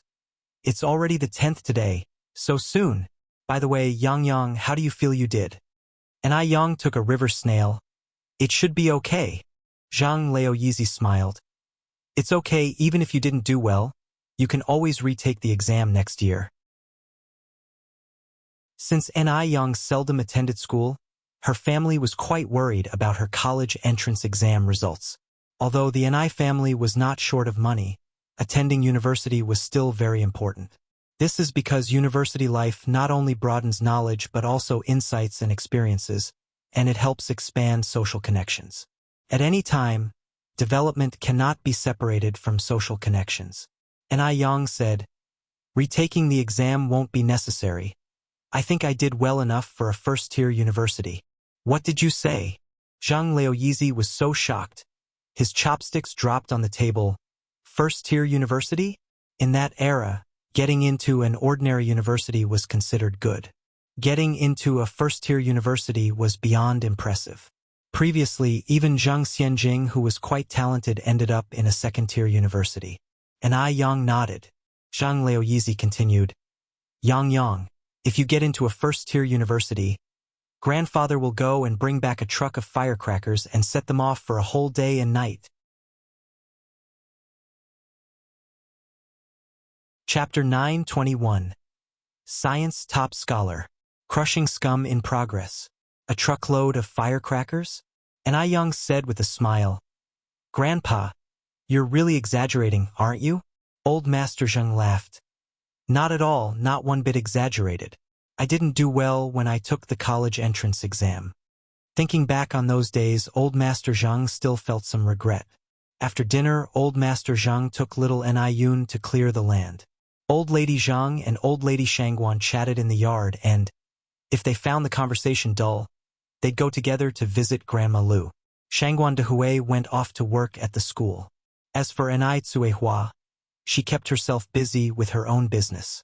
Though a lot had happened, Enai Tsuehua never gave up on her spicy strip business. She had now earned 50,000 yuan from selling the spicy strips. 50,000 yuan might not be much to the Zheng family or the Shangguan family, but to ordinary people it was a considerable fortune. With this 50,000 yuan, Enai Tsuehua planned to start her own food factory and expand her business further. She had no desire to be a full-time housewife. Right then, Enai Tsuehua was carrying her documents to the bureau to apply for a health permit, eager to get the factory business settled as soon as possible. Time flew by quickly. Before they knew it, the day to check exam results had arrived. Both Enai Tsuehua and Shangguan Dehui thought of Yang going to the school to check her results. Yang felt that checking results was a simple matter, and there was no need to make a fuss. The classroom was only so big. If every parent went along, there simply wouldn't be room to stand. It was not appropriate to wear a cheongsam to school, so Yang chose a white mandarin collar blouse cinched at the waist, black wide-leg pants, white sneakers, casually pulled her long hair into a bun, hopped on her bicycle and set off. In this era, parents took their children's academic performance very seriously, so there were quite a few parents accompanying their children to check their results today, but they were all waiting outside the school gate. Han Xiaoyu had been waiting at the school entrance for a long time and was particularly excited to see Yang. Xiaoyu. and Yang jogged over. Yang, your outfit is really pretty, even prettier than a Chong Sam. Han Xiaoyu took Yang's hand and looked her over from top to bottom, left to right. Yang smiled. I just picked it up casually. By the way, has the cutoff score been released? Han Xiaoyu nodded. The cutoff scores are out. The first-tier university's cutoff is 588. Second tier is 525. Third tier is 460. And the college cutoff is 355. And the key 211 and 985 universities start at 600 points. Oh, I heard our school has a runner-up in the science stream. Really? And Yang raised her eyebrows slightly. Which class? Han Xiaoyu nodded. Really? It's someone from Class 4, I think. There's a huge banner hung up near Class 4's building. They say he scored over 600. Han Xiaoyu was disappointed as she talked about it. She had assumed that with Yang's strong performance, she should have at least become the valedictorian or something. But surprisingly, there was not even the slightest buzz about her. Instead, someone from Class 4 emerged as the runner-up. It was very strange. The two walked on hand in hand. Just then, a boy wearing the school uniform approached them. Yang looked up slightly. Li Wei. Li Wei nodded. Yang, have you checked your results? Yang shook her head lightly. Not yet. Li Wei wore a small red flower on his chest, his face unable to hide his excitement. I scored 608 this time, and our class teacher notified me a day in advance. Has your class teacher not told you your results yet? You're the runner-up? Yang asked. Li Wei nodded excitedly. Yes. Indeed, choosing to retake a year was the right decision. Last year, he only scored over 500. But this year, he scored over 600, becoming the city's runner-up. From Yang's expression, he could tell that she hadn't done as well as him, because teachers would generally notify students who did well in advance. Li Wei had never felt such a sense of superiority in front of Yang as he did at that moment. He was the city's runner-up, after all. No matter how calm Yang appeared, he thought she must be admiring him to death inside.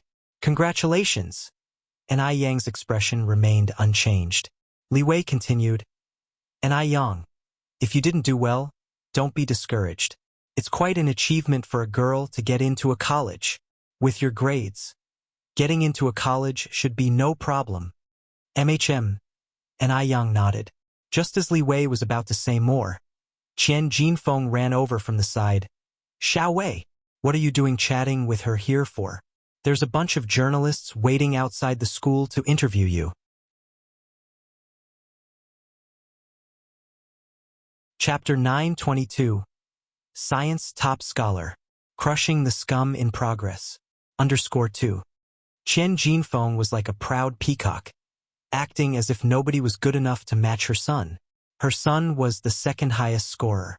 If this were ancient times, he could have climbed straight up the ranks to a high official position. What about Yang? Yang was just a country bumpkin, a worthless private entrepreneur. Did she think she could aspire to her son's level? She was utterly lacking in self-awareness. Li Dongliang said to Li Wei as he pulled him along, Let's go. Let's go. Son, we must hurry. We don't want the journalists to get anxious. This was Li Dongliang's first time being on television in all his years. Though it was his son who scored second, he, as the father, basked in the reflected glory. Li Wei looked back at Yang. Yang, they'll be going ahead then. Don't be too sad. After all, grades don't represent everything. Let's go. Let's go. Qian Jinfeng urged as she walked away. Son, why waste words on her? You're not even from the same world as her. Han Xiaoyu looked back at the Li family of 3 and curiously asked, Yang, you know that second highest scorer? Yang nodded without hiding anything. I met him back when I was running a noodle stall. Han Xiaoyu exclaimed, That's incredible. He even managed to become the top scorer in the entire city. At that time, earning the second highest score was an immense honor. It signified a bright future ahead. They walked and chatted until they reached the classroom in no time. There were already lots of people in the classroom, waiting just for the homeroom teacher to announce the results. And Yang's arrival once again caused a sensation. The looks from everyone were mixed. There was admiration, but also mockery, schadenfreude, and other complicated expressions all intertwined. You see, Yang used to often rank first in the entire school, but now the second highest score had been snagged by someone from class 4. That was a bit strange. Before this, everyone thought that Yang would at least rank within the top 3. But now that the results were out, she didn't even make a splash. I think her high scores in the previous exams were all cheated. I agree. Tisk, TSK, TSK. What a shameless act. I really thought she was something. Turns out it was all copied. Among them, Zhou Xuemei was the happiest. She had despised Yang since the day of the transfer student exam. Yang was not only pretty but also had great grades. As soon as she arrived at city number 3 high, she was nicknamed the school beauty. At that time, Zhou Xuemei had found it strange. How could there be such a perfect person in this world? Pretty and smart? Normally, pretty people aren't very bright. So, it was all cheating. Zhou Xuemei looked at Yang and said sarcastically, Tisk, TSK, TSK. You still have the nerve to come to school to check your scores? If I were you, I'd be too ashamed to show up. Yang raised her eyebrows slightly. Why should I feel ashamed to come here? Zhou Xuemei had suffered at Yang's hands before and didn't dare to be too aggressive, tauntingly saying, Yang, you used to often rank first in the whole school, didn't you? Why so quiet this time? Not only did you not score high, but Brother Away also got the second highest score. I remember every time your grades were way above Brother Away's. Zhou Xuemei. What do you mean by that? Han Xiaoyu stood up and looked at Zhou Xuemei. Means she cheated? Can't you understand? Zhou Xuemei stood with hands on hips. Don't talk nonsense. Yang would never cheat. Han Xiaoyu was furious. She had great faith in Yang's character and knew Yang would never cheat. Perhaps this time it was just a fluke on Yang's part. It's normal to mess up under the intense atmosphere of the examination room. Zhou Xuemei retorted. If there was no cheating, then how come she didn't get the scores during the college entrance exam? Always first place during regular tests, but exposed during the college entrance exam. She still has the nerve to say she didn't cheat. What a shameless claim. It's easy to cheat during regular tests, but the college entrance exam was so strict that there was no possibility of cheating, which is why Yang didn't achieve a high score. With these words, the classmates around nodded in agreement, finding Zhou Xuemei's words reasonable. Right, Zhou Xuemei is right, Yang definitely cheated. I was wondering how she always managed such good grades, always coming first. It turns out she cheated her way to the top. Han Xiaoyu, less articulate than Zhou Xuemei, was beside herself with anger and didn't know what to say. She pointed at Zhou Xuemei and stammered, You, what are you talking about?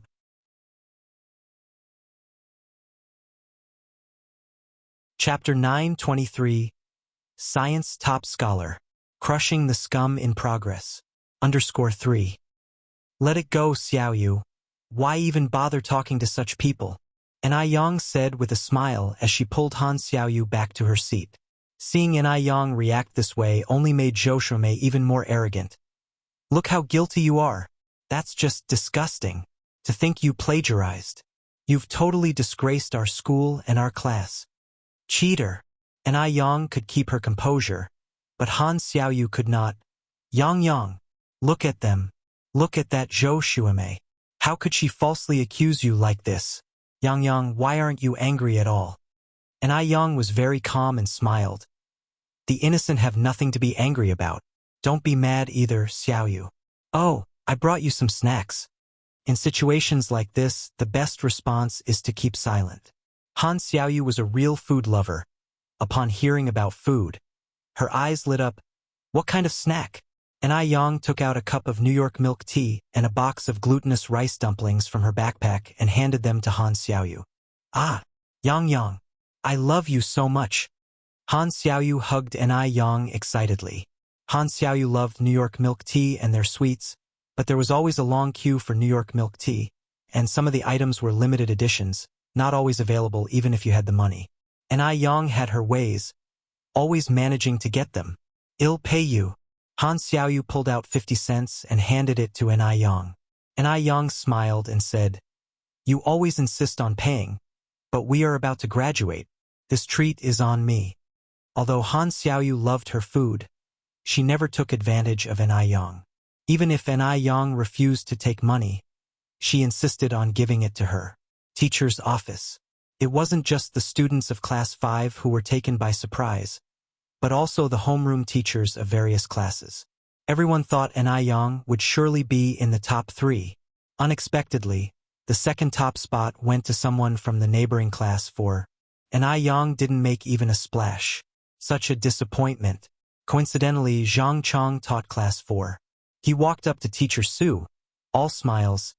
"Teacher Su, hasn't the admissions office called you yet? With Ni Yang's marks, she should at least be the city's top scholar, right?" That last remark was clearly meant to be sarcastic. If a school had a student scoring in the top 3, the city admissions office would notify them in advance. Journalists would also arrange to come for interviews in advance. That's why everyone else didn't know their scores yet. But Li Wei had already been informed he was the second top scorer. Before Ni Yang was assigned to his class, Zhang Chong was incredibly envious, especially seeing her score first in the whole school. Unexpectedly, she didn't have what it takes. Her past achievements were clearly plagiarized. Such people reveal their true colors come examination time.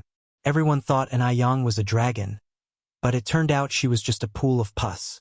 How disappointed Zhang Chong had been before, he was now equally triumphant. Second top in the city, a student taught by him. Fortunately, Ni Yang wasn't moved directly to his class back then, or he would have been the laughingstock now. Zhang Chong patted Teacher Su on the shoulder. "Ah, Teacher Su, don't be too upset. Such rankings are not that important. Not every student can score high. It's already quite an achievement for our school to have Li Wei from our class as the second top scorer." As he finished speaking, Zhang Chong looked toward the principal and continued, "Principal, the journalists are waiting at the door to interview me. I'll head over there first. You should come soon too. They'll definitely want to interview the school's principal." "All right." The principal nodded. Actually, the principal was also very disappointed with Ni Yang. He had thought that Ni Yang would definitely clinch the city's top scholar spot.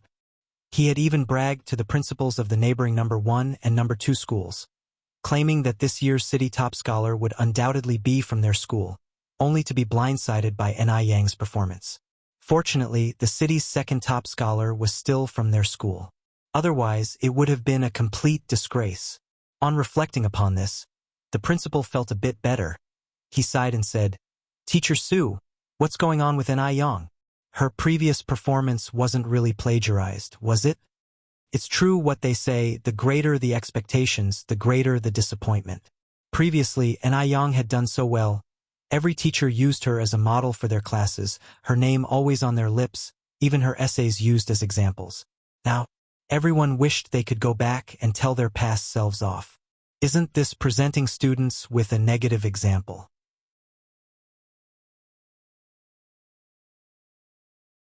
Chapter 924. Science Top Scholar. Crushing the Scum in Progress. _4. Teacher Su pushed up his glasses. "No, I believe our Ni Yang wouldn't plagiarize." As a teacher, Mr. Su had great faith in Ni Yang's character. He believed she wouldn't plagiarize. With Ni Yang's character, she wouldn't even dignify that by stooping to do such a thing. The principal sighed again. But the fact that Ni Yang didn't achieve the results is true. Just like Teacher Zhang said, given Ni Yang's previous mock test scores, she should have at least secured the top position in the city. If not that, at least she should have been among the top 3, right? Her previous results were much better than those of Li Wei. Now that Ni Yang didn't achieve the scores, how could everyone trust her? Teacher Su pushed his glasses up again. "I'll call the city admissions office and ask." Zhang Chong shook his head. "Teacher Su, You should face reality. I think Ni Yang has been academically dishonest. That's why she resorted to these stealthy tactics. Teacher Su was very angry, but he couldn't refute without evidence. His rebuttals had no grounding. Just as he was about to make a call, the phone on the desk rang. Hello. Good day. Teacher Su answered the phone. It was not clear what was said on the other end, but Teacher Zu's expression gradually hardened, and after a long pause, he finally said, What did you say? The person on the other line repeated the words. Really? The top scorer in the city's exam is really our Ni Yang. Teacher Su jumped up excitedly. Even though he was in his 50s, he was as joyful as a child at that moment. Comrade, are you sure there's no mistake? This is City High School number 3. I am Su Lei, the homeroom teacher of senior year class 5, he said, holding the handset in one hand and picking up a piece of paper with the other hand, continuing. Our Ni Yang's examination registration number is 340823. Yes, Teacher Su. This year's science subject top scorer in the exams is your student Ni Yang, who achieved a high score of 648 points. Moreover, she is also the national top scorer. Congratulations. Teacher Su was almost floating. 648 points. You must know, the total possible score was only 650. What did Ni Yang eat to grow up with? How could she be so brilliant? Thank you. Thank you, comrade. I'll treat you to a meal sometime. Teacher Su, overwhelmed with excitement, blurted out. Just as he was about to hang up the phone, he suddenly thought of something. Right, comrade. Wasn't the top scorer usually notified in advance? Why was it so late this time? They had thought that Ni Yang's previous results were false, so she didn't do well in the exams. The person on the other end explained. Because Ni Yang's results were so exceptional, our admissions office had to review them several times. Initially, when the admissions office learned of Ni Yang's results, they even suspected that there might have been errors during the marking of the papers. Thus, they conducted several detailed checks, and after confirming there were no issues, they finally dared to call Teacher Su. Teacher Su nodded. Oh, I see. Comrade, you really worked hard. As soon as Teacher Su hung up the phone, the principal, who couldn't wait any longer, grabbed Teacher Zu's arm and asked, Teacher Su, was that a call from the city admissions office? Teacher Su nodded. The principal continued, Ni Yang won the top position in the city? Teacher Su nodded again. The top position in the city? It was really the top position in the city. The principal thought he was hallucinating and asked several times over. Then, the principal asked, Then why didn't the city admissions office notify us earlier? Teacher Su explained the process again, and after hearing it, the principal was stunned. What? 648 points. Ni Yang scored 648 points. Yes. Teacher Su nodded, continuing. The comrade from the city admissions office also said that Ni Yang is not only the city's top scorer, but also the national top scorer in science. Really? The principal was ecstatic. Really? Teacher Su was even happier than the principal. It felt like being vindicated after being falsely accused. Just 10 minutes earlier, so many people were doubting that Ni Yang's previous results were plagiarized. But in the blink of an eye, Ni Yang had won the city's top position. It felt incredibly satisfying. The principal continued, Teacher Su, I apologize. I wronged your student. Ni Yang, she is truly amazing. Teacher Su pushed up his glasses. It's not much for me, but Ni Yang might feel a bit wronged. Just a moment ago, when I passed by the classroom, I saw many people accusing her of plagiarism.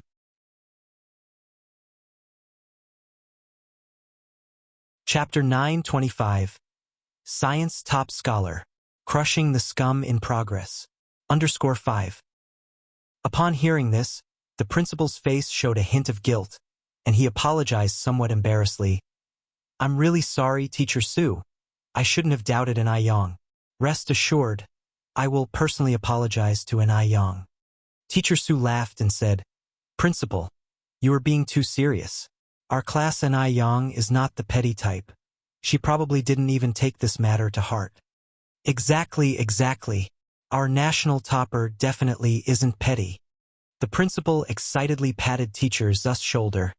Teacher Su, you are truly amazing to have taught a national topper. Just then, when Teacher Zhao from Class 2 of senior year entered, he overheard this remark. National topper? He asked, somewhat confused. Has Beijing produced a national topper? From which school? The principal excitedly said, It's Ni Yang from Teacher Zu's class.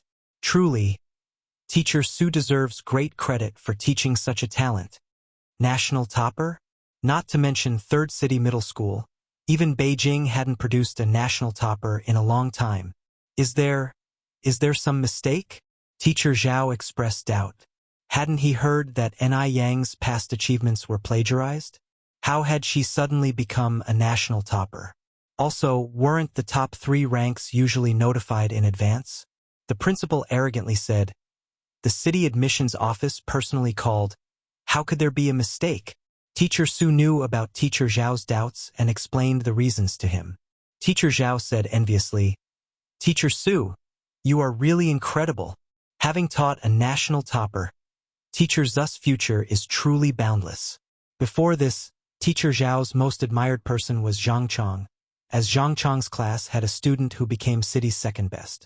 But now, Teacher Su had actually taught a national topper. Could a city's second best compare to a national topper?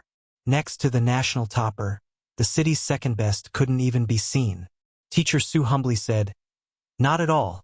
I just taught casually. The talented one is Ni Yang from our class. Before long, everyone in the office knew about Ni Yang being the national topper. Everyone gathered around Teacher Su, expressing admiration. Just a short while ago, people were doubting Ni Yang's plagiarism and scoffing at Teacher Su. But now the tables had turned. It would be false to say they weren't pleased and proud. The honor of being a national topper was enough for Teacher Su to be proud for a lifetime. Teacher Su smiled and said, I won't talk much longer with you all. I'm off to announce the college entrance exam results to our class. Ni Yang must be getting anxious. The principal quickly said, Go! Don't keep Ni Yang waiting. Teacher Su entered the classroom. Everyone, quiet down. I'm about to announce the college entrance exam results. Hearing this, the classroom immediately fell silent. Teacher Su started reading out the scores one by one. Li Xiaoman, 498 points. Han Xiaoyu, 588 points. 588 points. Hearing the score, Han Xiaoyu was thrilled, hugging Ni Yang tightly. Yang, pinch me, see if I'm dreaming. Although Han Xiaoyu's usual test scores were not low, the college entrance exam papers were very tough this time, and high scores were generally rare. This was why Li Wei, with a score of 608, managed to secure the second-best rank in science. 588 points had just touched a cutoff line. How could Han Xiaoyu not be thrilled? Ni Yang smiled and pinched her cheek. Relax, you're not dreaming. Zhou Shuamei sat right behind them. TSK, what's there to be proud of? Cheating dog. Ni Yang didn't pay her any mind. On stage, Teacher Su continued announcing the scores. Zhou Shuamei, 591 points. Zhou Shuamei scored 3 points higher than Han Xiaoyu. She was extremely proud, waving her score sheet in front of Ni Yang and whispered, See? 591 points. Jealous? Our school's number 1? Teacher Su intentionally left Ni Yang's score for last, so it took a long time without mentioning Ni Yang's score. So, everyone speculated whether Ni Yang even reached the third-tier college admission score, which is why Teacher Su delayed announcing it. For a moment, the looks towards Ni Yang became even more complex. After announcing everyone else's scores, Teacher Su tapped the ruler and then said, Next, the teacher has an important announcement. The class quieted down. Teacher Su swallowed, then continued, This time, our class has produced a national topper. National topper? As these words were spoken, everyone's expressions varied.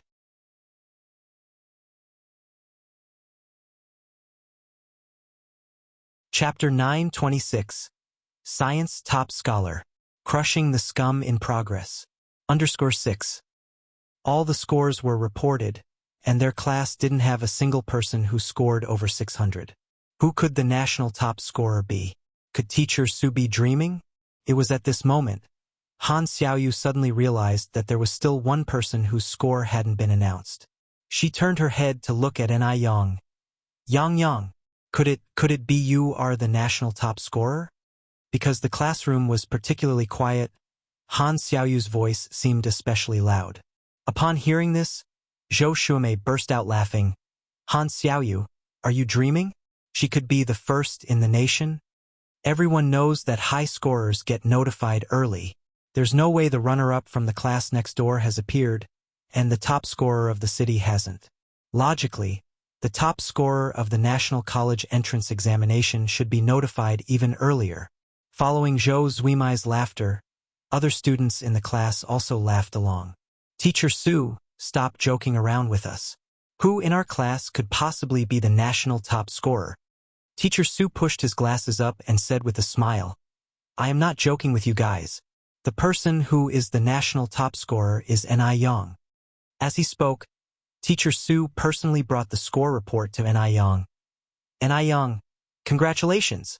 You achieved an outstanding score of 648. Not only are you the science top scorer of our city, but also the national science top scorer.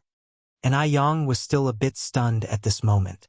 She knew her scores weren't too bad, but she had never imagined that she would accidentally become the number one in science. Thank you, Teacher Su. N.I. Yang stood up and reached out with both hands to receive the score report. The classroom, which was somewhat noisy, suddenly quieted down. 648 points. 648 points. What did 648 points represent? It meant that N.I. Yang must have scored full marks in at least 5 subjects. That was terrifying.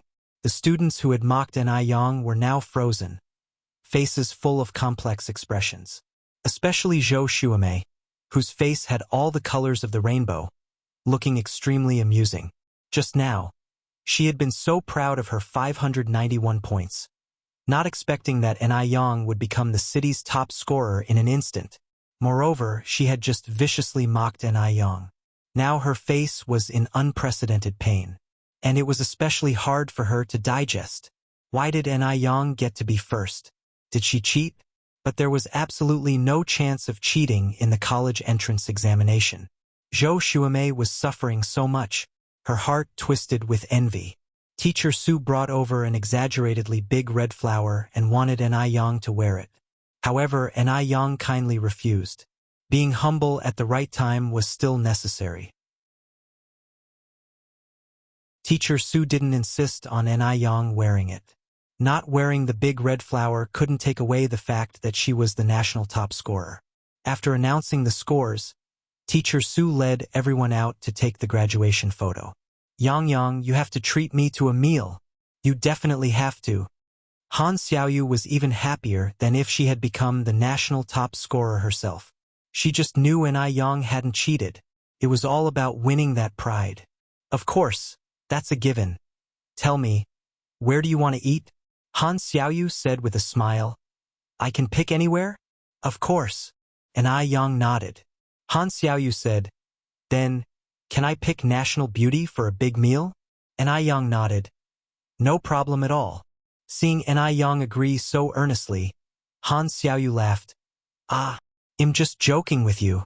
I've heard that National Beauty is not only super expensive, but it also requires a membership card. Otherwise, you have to wait in line. It's not a place that just anyone can go into so easily. You treating me to a bowl of noodles would be great.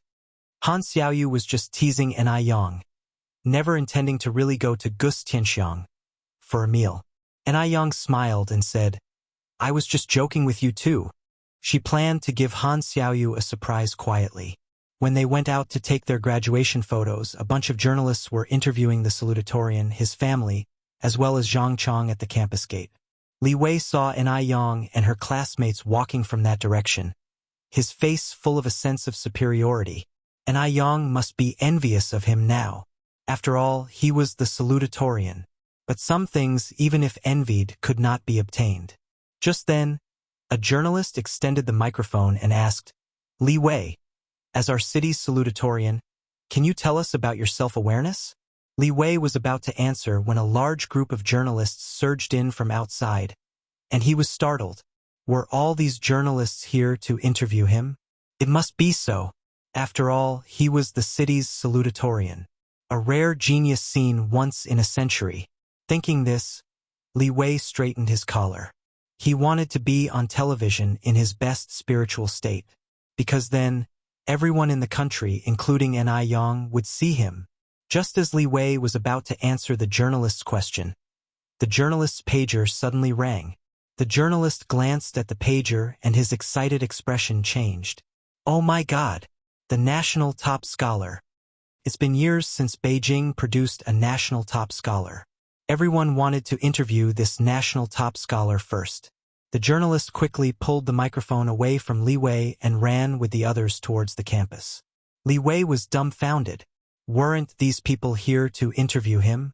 The national top scholar? Did someone from City Number 3 High School become the national top scholar? Li Wei suddenly felt his brain wasn't quite keeping up.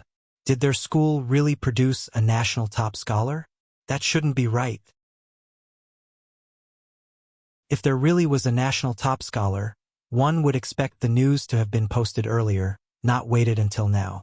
Qian Jinfeng very dissatisfiedly said, What are these journalists doing? Have they gone mad? Xiao Wei, don't pay any attention to them later when they come begging to interview you. Zhang Chong also felt quite baffled. Because he was so eager to come out for the interview, Zhang Chong completely missed the news about Ni Yang being the national top scholar. At that moment, a breathless journalist stopped in front of Li Wei and took out a microphone. Hello, student. Are you Li Wei, the salutatorian of the science division in Beijing this year? Subsequently, many other journalists also took out their microphones. Seeing this, Li Wei breathed a sigh of relief. It seemed there were still people who wanted to interview him. Those journalists must have made a mistake. They would come back soon. Li Wei straightened his back and continued, Yes, I am Li Wei. Qian Jinfeng hurried over and said, I am Li Wei's mother. Qian Jinfeng, the salutatorian, is my son. It was her first time on television, and Qian Jinfeng was particularly excited, even wearing light makeup and a skirt she usually didn't wear. She couldn't wait to announce to the whole world that she had a son who would become the salutatorian. Li Dongliang, of course, wouldn't miss this good opportunity to be on TV. I am the father of the salutatorian, Li Dongliang. Zhang Chong cleared his throat. I am the homeroom teacher of student Li Wei. The journalist continued, Li Wei, do you know the national top scholar Ni Yang? Are you in the same class as her? What's her usual attitude towards studying like? How much do you know about her?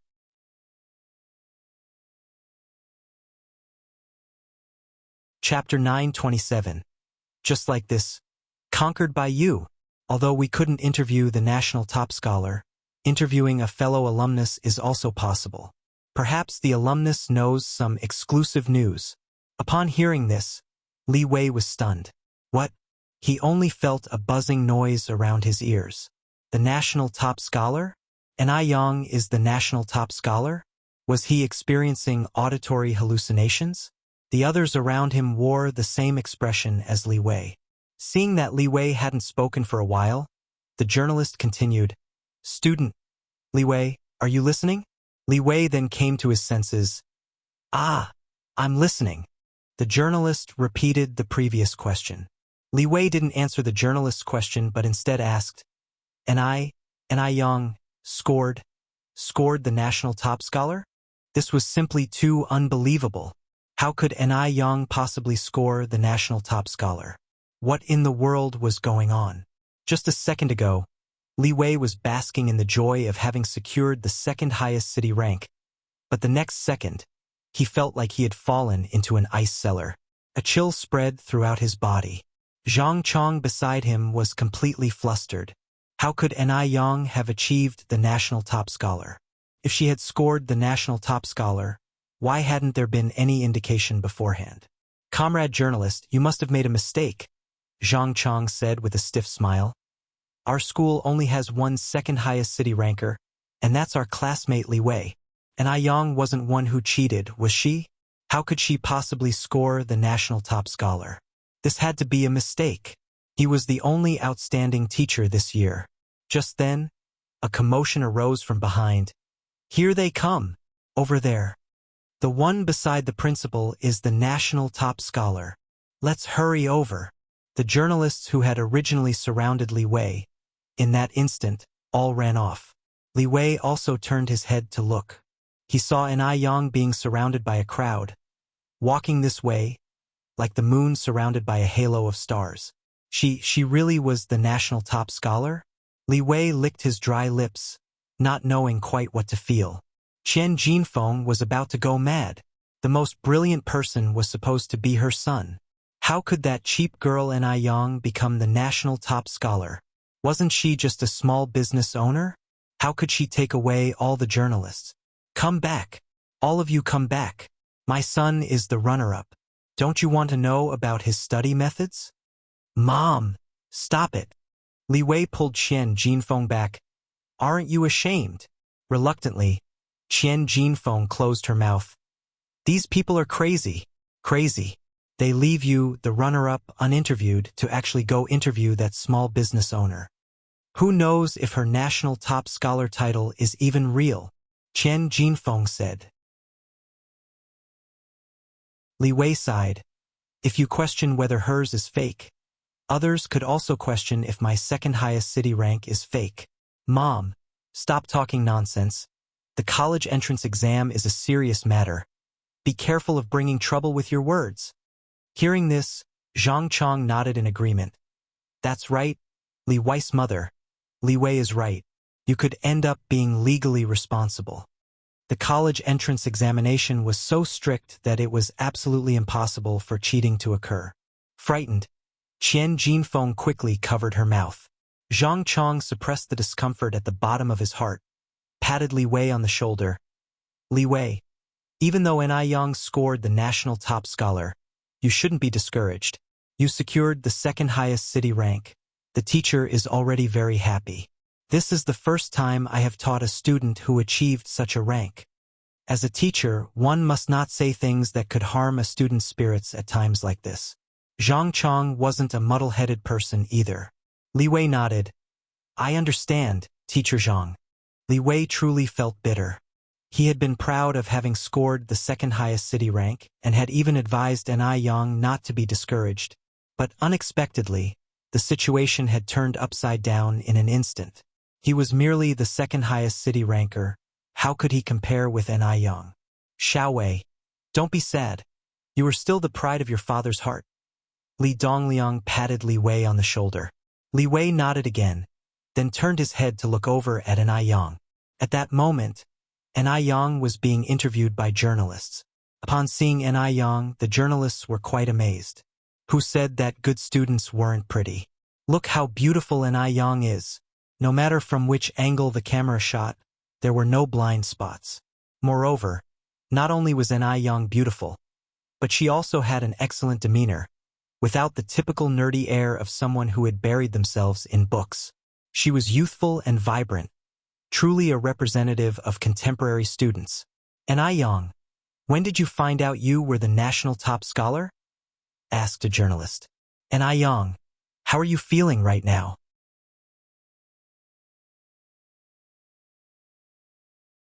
Chapter 928. Just like this. Conquered by you. _2. Can you share your regular study methods with the viewers in front of the television? Ai Yang, confronted with the many questions from the journalists, wasn't at all stage frightened. She adjusted the microphone and leaned forward slightly. I just found out about this news myself. As for how I feel, it would be false to say I'm not happy, since one of the 3 great joys in life is to see one's name on the golden list. If someone said they were not thrilled and were calm at such a time, it would be far too fake. After all, even Ai Yang hadn't expected that she would become the national valedictorian in science. Though she was happy, she was not impulsive. She was like an orchid blooming in a quiet valley, serene and delightful. Then can you share your regular study methods with us? the journalist asked again. And Ai Yang replied lightly, "Actually, achieving good results is inseparable from the guidance of my teachers. I am very grateful to all my teachers for their painstaking instruction. Teachers, you have worked hard." At the end of her statement, Ai Yang offered a slight bow. "What is this called?" "This is called remembering the source of the water when drinking it. You cannot let success make you arrogant and forget the hard work of your teachers." In her past and present lives, Ai Yang had always been a businessperson. She knew how to build good relationships and that one must be adept in handling various situations. Hearing this, Teacher Su and the teachers of other subjects were overjoyed. Ai Yang was just too sensible. What does it mean to have a proud student? This is what it means to have a proud student. The journalists immediately passed the microphone to the teachers, letting them share their educational insights with everyone. The Chinese, mathematics, English teachers, and so on were all surrounded by the journalists in an impenetrable crowd. Since the reinstatement of the college entrance examination in 1977, number 3 high school in the city had never seen such excitement. After interviewing in a circle, another wave of commotion spread through the crowd. "The mayor is here. It really is the mayor." At this time, the mayor coming over was obviously here to commend the national valedictorian. The journalists quickly gathered around. The mayor was extremely excited. Keep in mind that Ai Yang scored first in the national science examination. She not only brought glory to the school, but she also brought glory to Beijing. Besides, Ai Yang's total score was 648 points. There was a 20-point gap between her and the second place. Yet between the second and the third place there was only a 2-point gap, and only a 1-point gap between the third and the fourth place. The gaps between the fourth, fifth, and subsequent places were at most 3 points.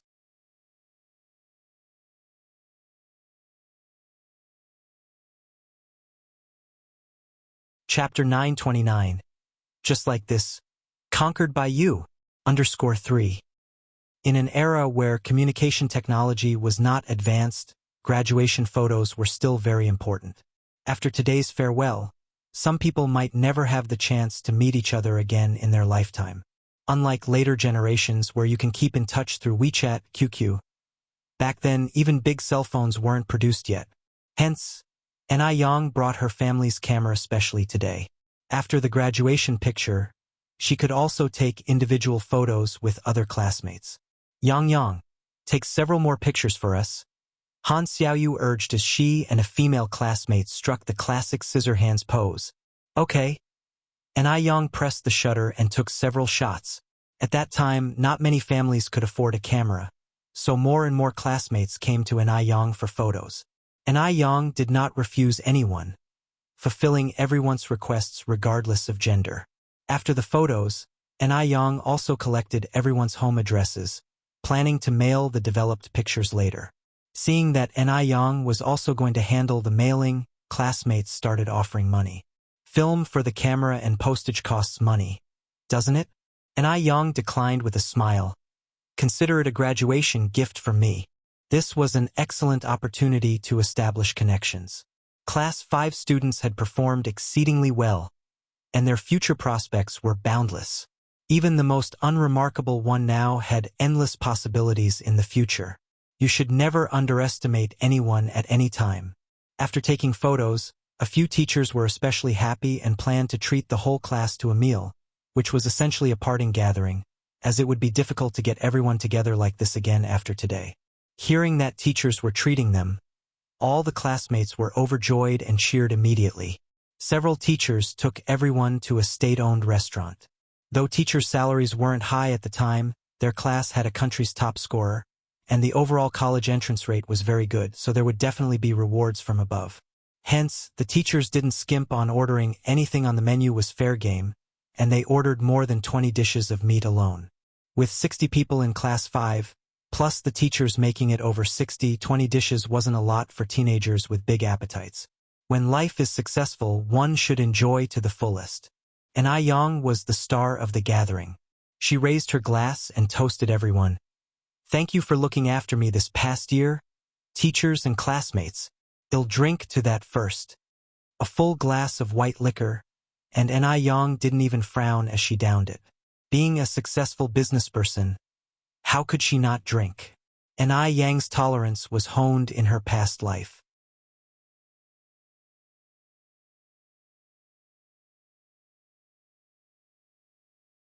Chapter 930. Just like this, I am conquered by you. _4.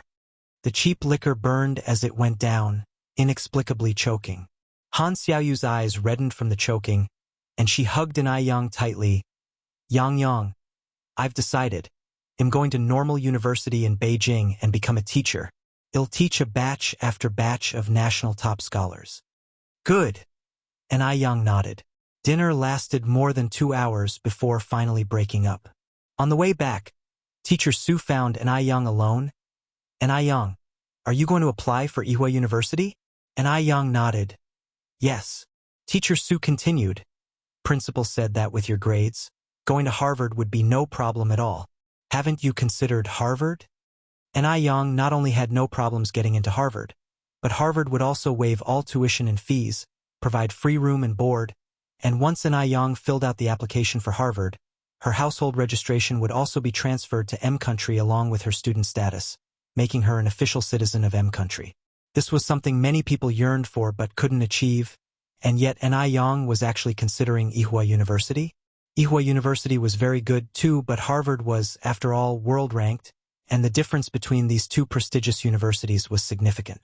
Ai Yang smiled and said, Yihua is quite good. Besides, my parents are both in Beijing, and I don't want to go too far away. Teacher Su nodded his head. Actually, thinking from another angle, Ai Yang's choice of Yihua University wasn't bad either, as she would be able to contribute to the country after graduation. If she went abroad, with her talents, America would surely do everything possible to keep her. In that case, the country would lose a talent. When Ai Yang got home, the family hadn't started dinner yet. Everyone was waiting for Ai Yang to come back and dine together. After all, today was a big day for Ai Yang. Even Shangguan Shi and Shangguan Su hadn't left the house. Seeing that Ai Yang came back so late, everyone thought that Ai Yang might not have performed very well, and they didn't dare to ask directly about her scores for fear of discouraging her. Grandpa Zheng smiled and said, Yang's back. Come and eat. Ai Yang said in surprise, Grandpa, you haven't eaten yet? I'm so sorry. It's all my fault. I got carried away and forgot you were all waiting for me at home. Please go ahead and eat. Ai Yang truly hadn't expected everyone to be waiting at home for her to have dinner together. If she'd known this, she would have called ahead no matter what. Excited? Grandpa Zheng was taken aback. Could it be that Ai Yang had done well? Otherwise, why forget to call home being so excited? Yang, how did you do? Grandpa Zheng asked. Ai Yang smiled mysteriously. Grandpa, have you got that cart of firecrackers ready? A cart of firecrackers. Upon hearing this, Grandpa Zheng couldn't believe his ears. Yang, did you get into first-tier university? Ai Yang shook her head. No. The smile stayed on Grandpa Zheng's face. It's okay if it's not first-tier. Even getting into second-tier university is enough for me to buy a cart of firecrackers. Ai Yang smiled and said, Grandpa, I didn't get into a second-tier university either. Then what did you get into? Grandpa Zheng asked in confusion. Third tier. Grandma Zheng interrupted Grandpa Zheng. You old fool, is it not a university if it's not one of those tiers? As far as I'm concerned, as long as she gets into any university, that's fine. What's all this about second tier and third tier? Yang, don't listen to your grandpa. Grandma Zheng was a very cultured person and rarely used foul language. Today, she had been irritated by Grandpa Zheng. She was afraid Grandpa Zheng might hurt Ai Yang's self-esteem.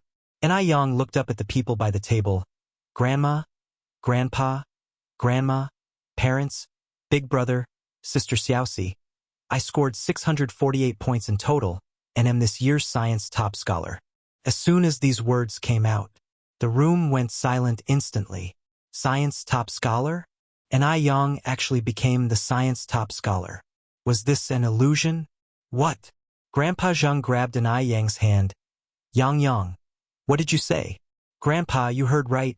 I'm this year's science top scholar. And Yang said. Grandpa Zheng's voice trembled. Top scholar? Yes. And Yang nodded. Goodness. Science top scholar. Yang, you're not joking with us, are you? Grandpa Zheng was so excited he was almost incoherent. No. And Yang shook her head.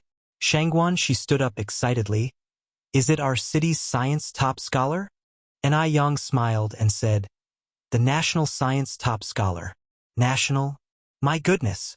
Grandpa Zheng's eyes welled up with excitement. This must be Grandpa Zheng's ancestors blessing the Zheng family. I'll go notify our relatives right away. Grandma Zheng quickly headed upstairs.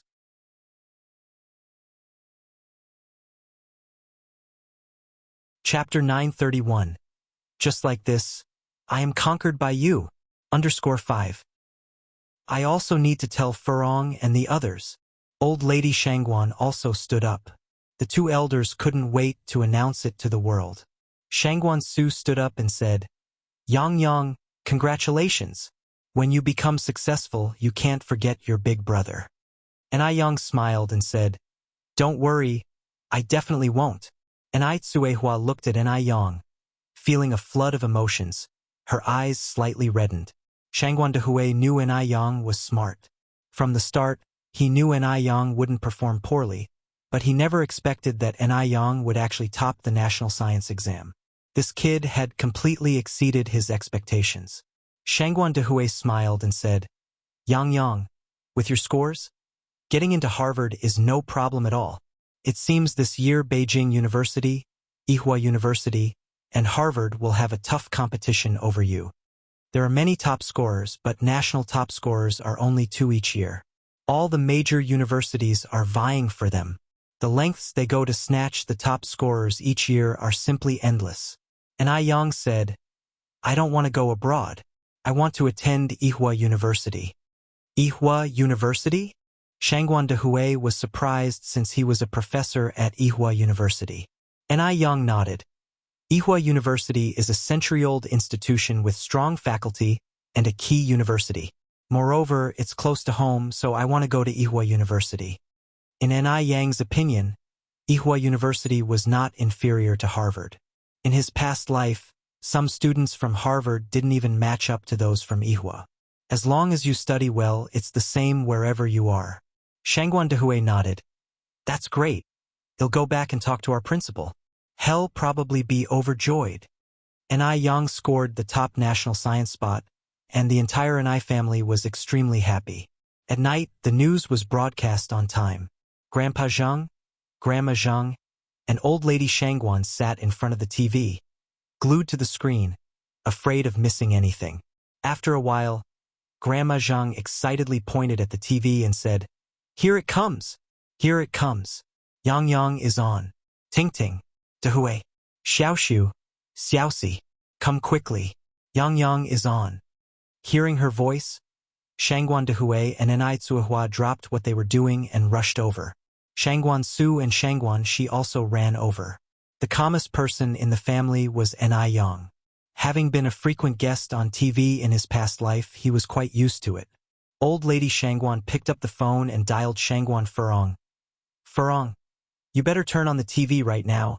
Yang is already on. Shangguan Shi rested her chin on her palms and watched Yang on TV. Yang, is that male classmate over there from your class? Yang turned his head. Seems like he's from the next class. Although he didn't spend much time in class, he still recognized his classmates. Shangguan Shi poked Yang's arm. I noticed he keeps sneaking glances at you. Does he have a crush on you? Yang crossed his arms and said narcissistically, Very likely. After all, the people who like me could circle the earth 3 or 4 times holding hands. Ha! Yang, you're really narcissistic. Grandma Zheng and Old Lady Shangguan were also amused by Yang. This kid, Grandpa Zheng said seriously, Yang, don't forget you already have a boyfriend now. You can't behave recklessly behind oldest ex's back. That's wrong. Yang, smiling, said, Grandpa, don't worry, I want. I was just joking. Aren't you too unlovely? Mingxian. Du Jiaojiao was watching the news in the living room, just in time to catch the broadcast about this year's national science topper. Du Jiaojiao was about to remark, "This science topper is really good-looking. Looking closely, wasn't that N.I. Yang? Damn. N.I. Yang actually became the national top scorer in science." Du Jiaojiao hurriedly called out to Du Yi, third brother, come here. Something has happened." Di walked out of the study room unhurriedly. "What's up? Look at the TV. Quick, look." Du Jiaojiao pointed at the TV. Du Yi, still calm and composed, appearing as if he had expected it all along, countered, "What's so strange about that?" Du Jiaojiao took a sip of water and then said, "Last time I heard Yang Yang say he doesn't go to school much, I thought his grades were poor. But it turns out that looks can be deceiving." Du Yi glanced at her. "Looks can be deceiving? Isn't that a pejorative phrase?" Du Jiaojiao added, "What I mean is, I didn't expect N.I. Yang to be so good-looking and yet also perform so well academically. Aren't people with good grades usually nerds? Like Du Lei?"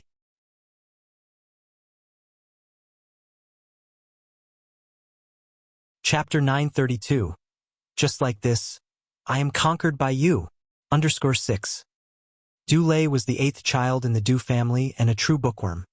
His pet phrases always Confucius says and thus and so and such. N.I. Yang didn't have a bit of this habit. Elder Du twirled his Buddha beads. "There are many things you wouldn't think of. What do you mean?" Du Jiaojiao turned back to look at Elder Du. "Do you know N.I. Yang well?" Elder Du turned and walked towards the study. "If there's nothing else, I'll head back to the study room now." Du Jiaojiao pointed at the TV. "Aren't you going to watch? Watch it yourself." "How boring." Du Jiaojiao rolled her eyes. She had once thought that maybe Elder Du liked N.I. Yang. Now it seemed that Elder Du was still the same as before. Person without a heart. Elder Du returned to the study, picked up the brush, and continued with his painting. On the pure white canvas was the background of a brilliant night sky, surrounded by pitch-black jungle, a bonfire burning under a big tree. A strand of black hair fell from the tree. The fierce flames burned fiercely, threatening to destroy the painting. After a few more strokes, Elder Du put down the brush, rolled up the canvas, placed it in the cabinet, and picked up a Buddhist scripture to read softly. Buddhist scriptures had a calming effect. Soon after, Du Jiaojiao entered from outside, disdainfully saying, Chanting scriptures? You're chanting again." She followed up by saying, "The moon is very round tonight. Let's go have a drink." Elder Du glanced over lightly. "Not awake yet?" Du Jiaojiao waved her hand. Fine. I know you don't drink alcohol. Forget I asked." Jinghua Village. Ever since Elder Lu got a TV, almost every evening at dinner time, everyone would bring their bowls and leech off Elder Liu's TV. Tonight was no exception. When everyone saw N.I. Yang on the TV, they were stunned. "My goodness, isn't that Yang Yang?" "Yes, it's Yang Yang.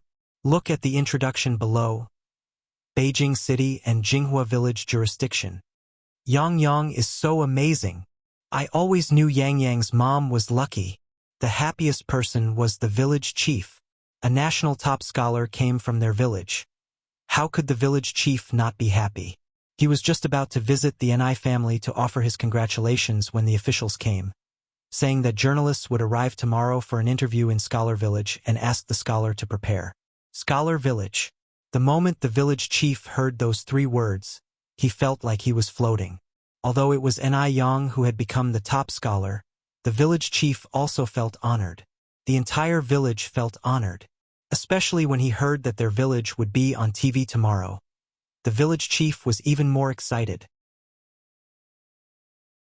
N.I. Yang had always been their village's lucky star, and now she was the pride of their village. The village chief rushed to the N.I. family to discuss the matter with N.I. Yang. When the village chief arrived, the N.I. family's living room was packed with villagers who had come to offer their congratulations. Everyone was thrilled to hear that their village would be on TV tomorrow. The next day, As promised, journalists came to Jinghua village for the interview. They casually interviewed a villager from Jinghua village. "Oh, you mean Yang Yang? Yang Yang has always been very polite and especially filial.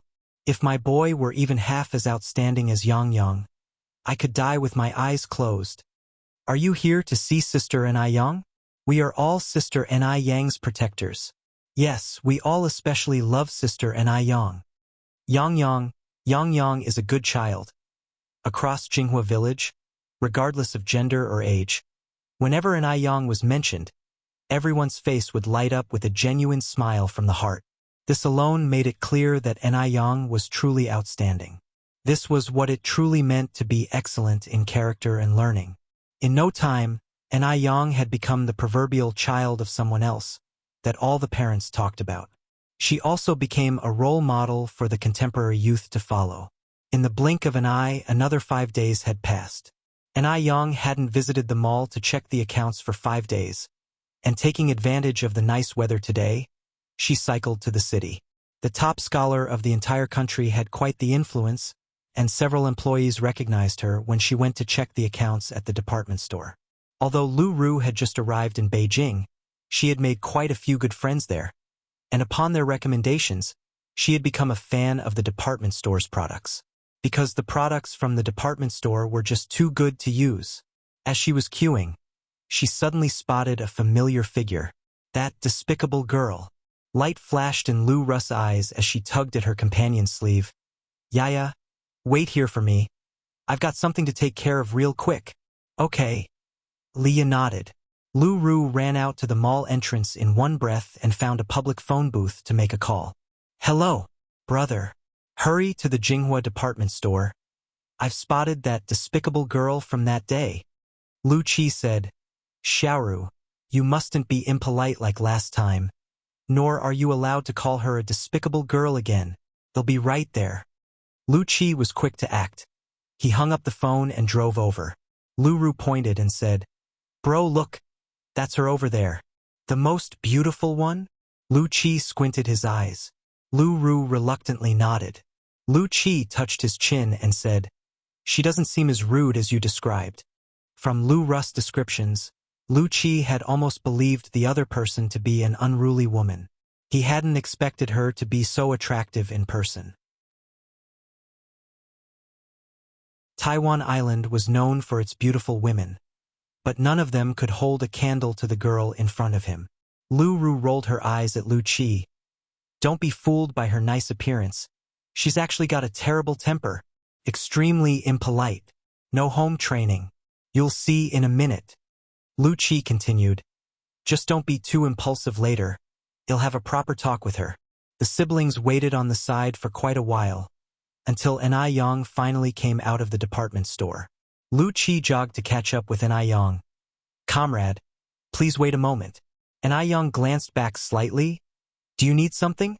Lu Qi pulled over Lu Ru and continued, "Comrade, this is my sister Lu Ru, and I'm her brother Lu Qi. Qi as in the qi used in a poet's writing and chess. I would like to apologize for my sister's behavior last time. I'm really sorry, comrade." Lu Ru was stunned on the side. Her brother was actually making her apologize to this despicable girl. Weren't they supposed to talk it out? Why apologize? It wasn't her fault. Ni Yang sized up the siblings and had a pretty deep impression of Lu Ru.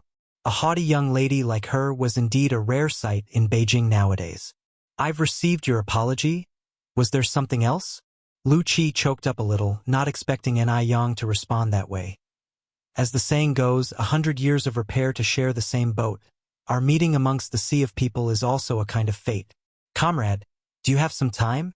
Perhaps the three of us could find a spot to grab a bite and have a chat?"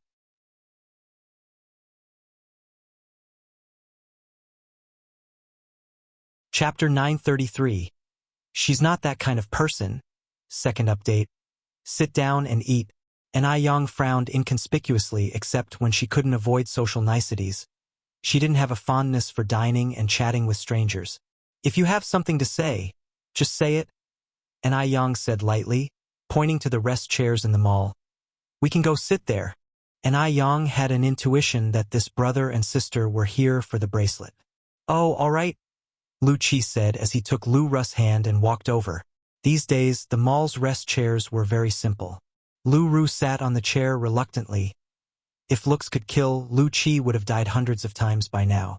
Usually, her brother was quite reliable, but she hadn't expected him to turn into this upon meeting a pretty girl. Just say what you have to say. And Ai Yang broke the silence, being the first to speak up. Lu Qi pondered for a moment before saying, "Well, comrade, may I boldly ask where you bought the bracelet on your hand? Is there a problem with my bracelet?" And Ai Yang's brows and eyes were clear and bright. Lu Qi cleared his throat and continued, "It's like this. There's a long-lost elder in our family whose bracelet is identical to yours. So, we are wondering if the person who sold you the bracelet could be our elder." And Ai Yang followed. "Are you that sure that the bracelet is your family elder's?" "Look at this," Lu Qi said. As he spoke, Lu Qi took out an old photo which didn't capture a person, but a jade bracelet. Although it was a black and white photo, the details were captured very clearly. Anyone who knew their stuff would recognize at first glance that the two bracelets were one and the same.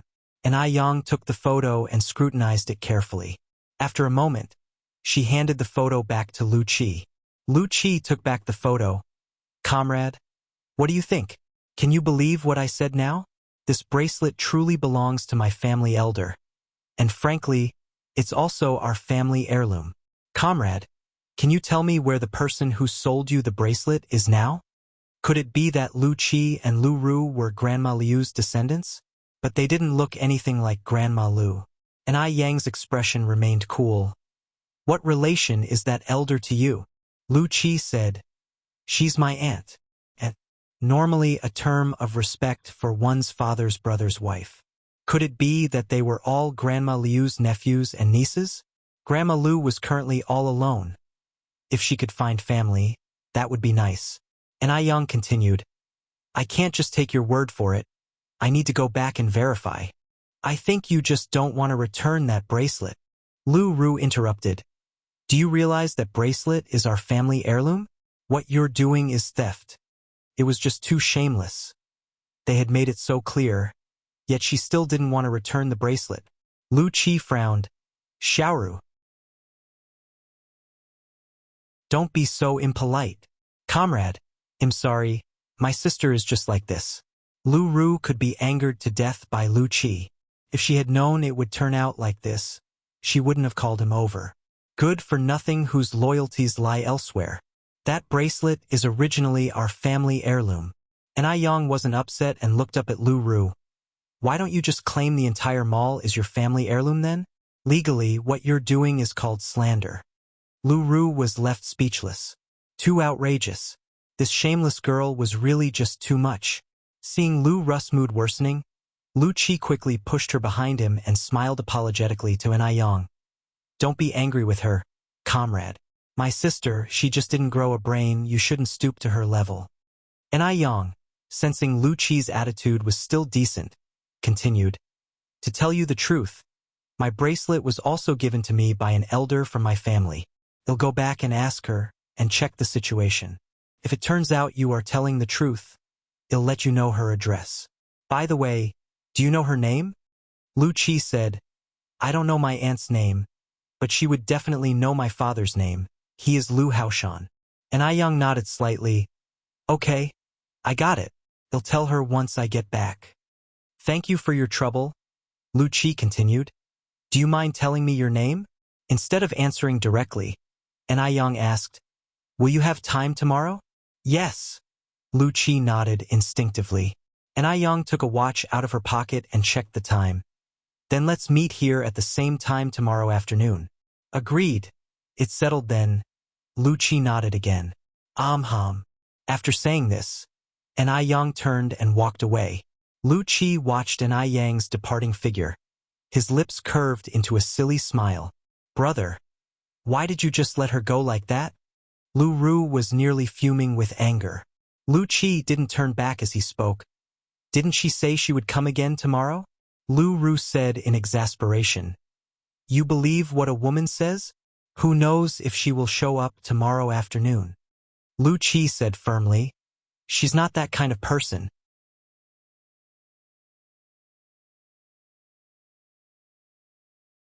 Chapter 934.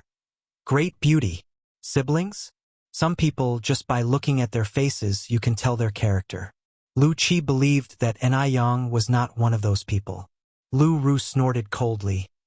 You speak as if you know her so well. I am going back to tell our parents. Let them break your legs. Yang didn't linger in the mall. After meeting siblings Lu Qi and Lu Ru, she went to visit Grandma Lu. Grandma Lu was holding Depang in her arms, watching Huangmei opera. The opera Meng Jiangnis Bitter Weeping at the Great Wall brought tears to Grandma Liu's eyes. Grandma Lu. Yang gently tapped on the wooden door. It's you, Yang.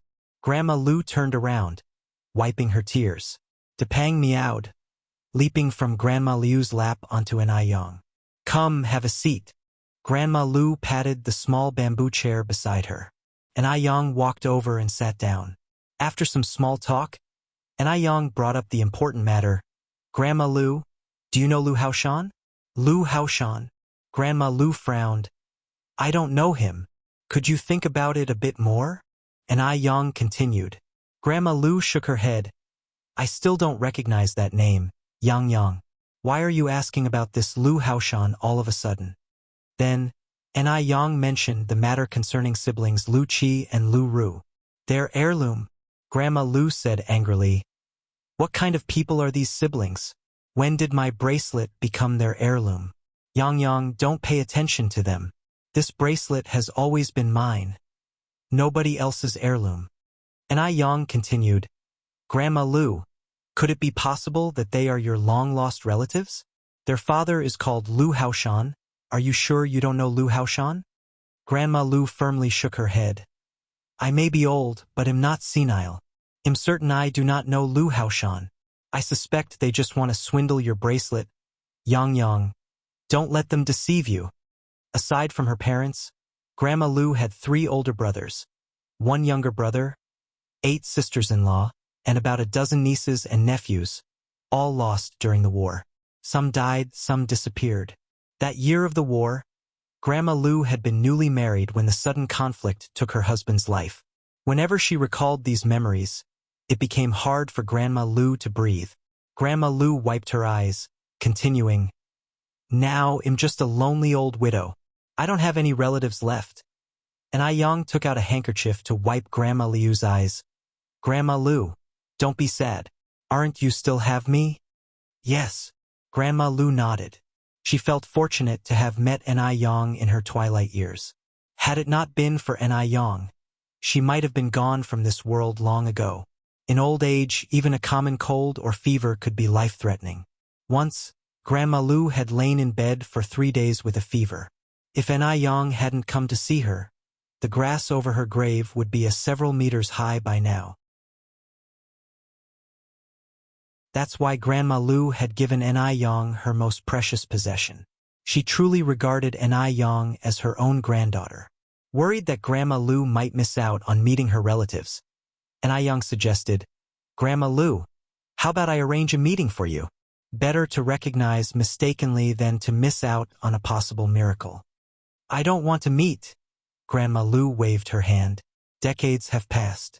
If a miracle were to happen, it would have happened by now, not dragged out till today. Since Grandma Lu was unwilling to meet, Yang didn't say much more.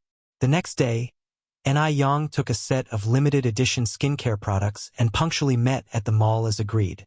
When Yang arrived, she found not only the siblings, Lu Qi and Lu Ru, but also an elderly man with white hair and a middle-aged woman. Seeing this middle-aged woman, Yang was stunned. How come she felt this person looked so much like Dr. Jiang? The features were at least 70 or 80% similar, only much younger than Dr. Jiang. Just then, Yang suddenly remembered the siblings Lu Qi and Lu Ru had come from Taiwan Island. Could this person be the one Xiaozhou was talking about? Was she the one investigating Dr. Jiang? What was her relationship with Dr. Jiang? Was she Dr. Jiang's illegitimate daughter? What hidden stories lay beneath all this? Yang subtly furrowed her brow. You're here, comrade. Lu Qi. Seeing Yang, greatly relieved, he knew Yang was not the type to break promises. Yang nodded.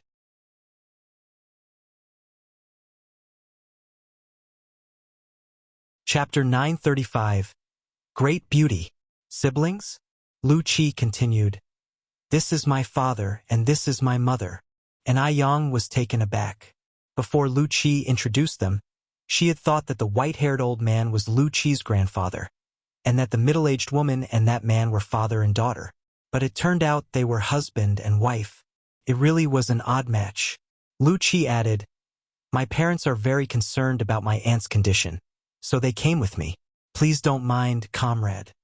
And Ai Yang smiled politely and greeted Lu Qi's parents. Lu Qi then introduced Ai Yang to his parents. Mom, Dad, this comrade is the one who might know about my aunt. Seeing Ai Yang, Liu's father was visibly excited. Eyes reddening. Young comrade, what's your name? With an apologetic expression, Ai Yang said, Uncle, I might disappoint you. I checked with my family's elder last night. She said she does not know you or Lu Haoshan.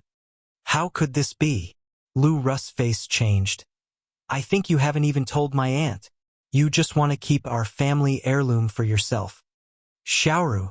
Liu's father frowned, scolding Lu Ru. Liu's father had never lost his temper with Lu Ru before. This was the first time. Startled, Lu Ru immediately shut her mouth, glaring resentfully at Ai Yang. Wretched girl. Liu's father looked at Ai Yang and continued, Young comrade, there are too many twists and turns that I cannot explain to you all. Could you please tell me where she is now? Once she sees me, she will recognize me. Liu's father had a premonition that the elder Ai Yang mentioned was the person they were looking for. I'm sorry, I cannot tell you. Ai Yang shook her head. Little comrade. Liu's mother grabbed Ai Yang's hand, crying profusely. We have been looking for our child's aunt for decades. Over the years, we haven't eaten or slept well. She has suffered so much alone. And now she is old, we want to bring her back to enjoy her twilight years. Please, young comrade, would you do us this favor? I'm begging you.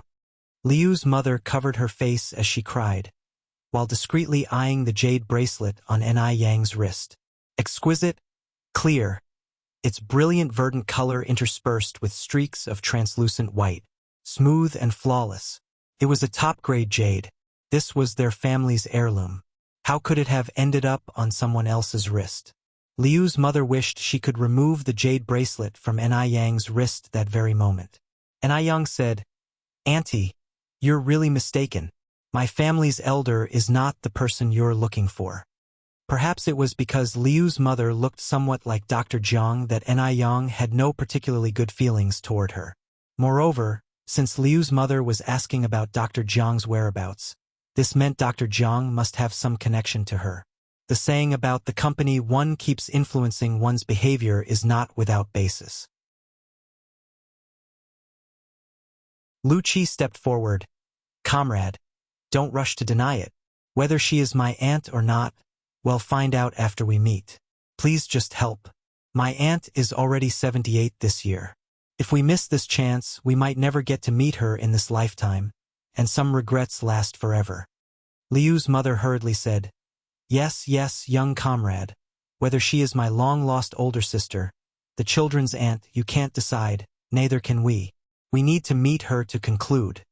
With the bracelet here, they were sure they wouldn't mistake the person. The person must be senile to have given such a valuable heirloom to someone else. Ai Yang shook her head. I'm sorry, my family's elder refuses to meet you. Ai Yang couldn't speak on behalf of Grandma Lu to agree to their request. Liu's father sighed. Fire seemed to spark from Lu Russ' eyes, wishing she could burn a hole in Ai Yang. She saw Ai Yang's actions as deliberate. Ai Yang was coveting her aunt's possessions. If it weren't for Liu's father being there, she would have burst out cursing. It was infuriating, carrying their family heirloom and now even preventing them from recognizing their relative. Heavens! How could there be such shameless people in this world? Liu's mother, clutching Ai Yang's hands, unintentionally touched the translucent jade bracelet, its cool touch relieving the summer heat, truly an heirloom's hallmark.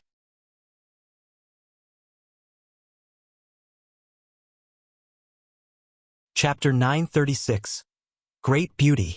Siblings? _3. Under the current circumstances, we can only act subtly, not forcefully. Lu Mu continued. Comrade, I beg you, the children's great aunt, for our family, is truly very important. I am kneeling down for you. As she spoke, Lu Qi's mother attempted to kneel before Yang, who thankfully stopped her in time. Auntie, please don't do this. Comrade, just let these two children fulfill their filial duties to their great aunt. After so many years, their great aunt must have suffered a lot out there. We've only just managed to find out about her whereabouts. How can you bear to see us endure the pain of being apart from her?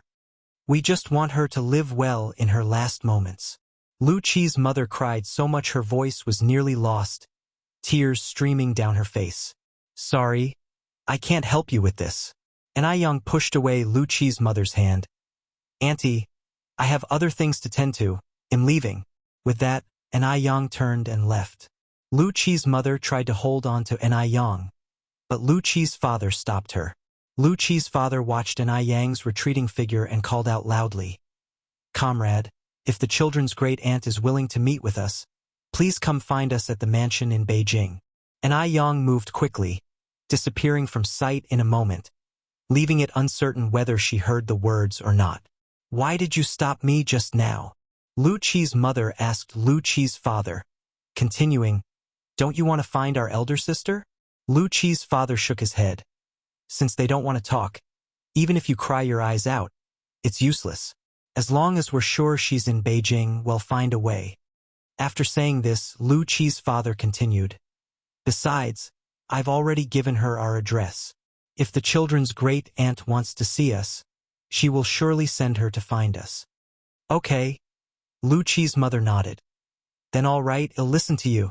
Lu Qi's mother was a particularly perceptive person. She wasn't spoiled or arrogant, not even with Lu Qi's father's pampering, and would never make unreasonable demands. In front of Lu Qi's father, she was always a gentle and clingy person, because only a gentle and clingy person could satisfy a man's vanity. If she didn't have any tactics, would her status in Lu Qi's father's heart have remained the same for so many years? Hearing this, Lu Ru angrily said, I knew it, that wretched girl is no good. Maybe she never even told my great aunt about this. She must have her eyes on my great aunt's possessions. It's so shameless. Those things belong to our family, what right does she have to take them?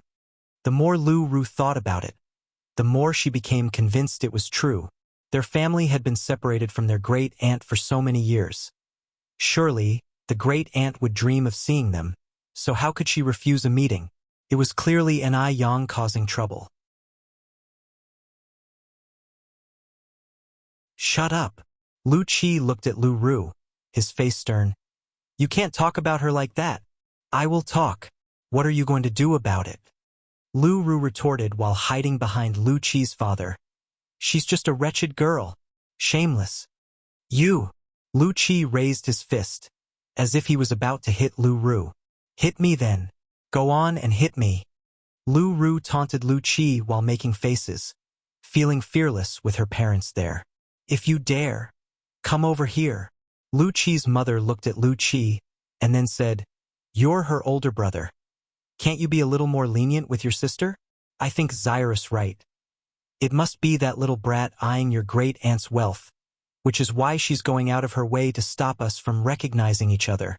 The little girl is not old, but she sure has a big appetite.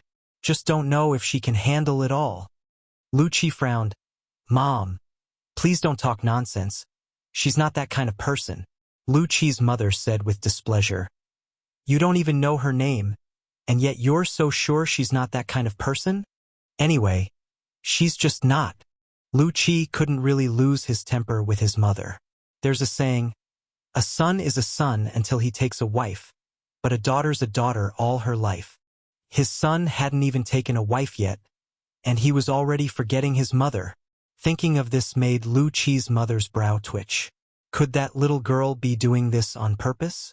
Was she deliberately trying to draw Lu Qi's attention, intending to marry into the Lu family? No, she absolutely couldn't let such a thing happen. Lu Qi's mother looked at Lu Qi. Xiaoqi, You've always been a very sensible child. I hope you can think this through properly. That little girl is definitely not ordinary. She might be setting a trap for you. Lu Qi nearly laughed at this remark. Mom, please be sober, will you? At this point, she doesn't even bother to give us a second glance. Do you think she would waste her energy setting a trap for me?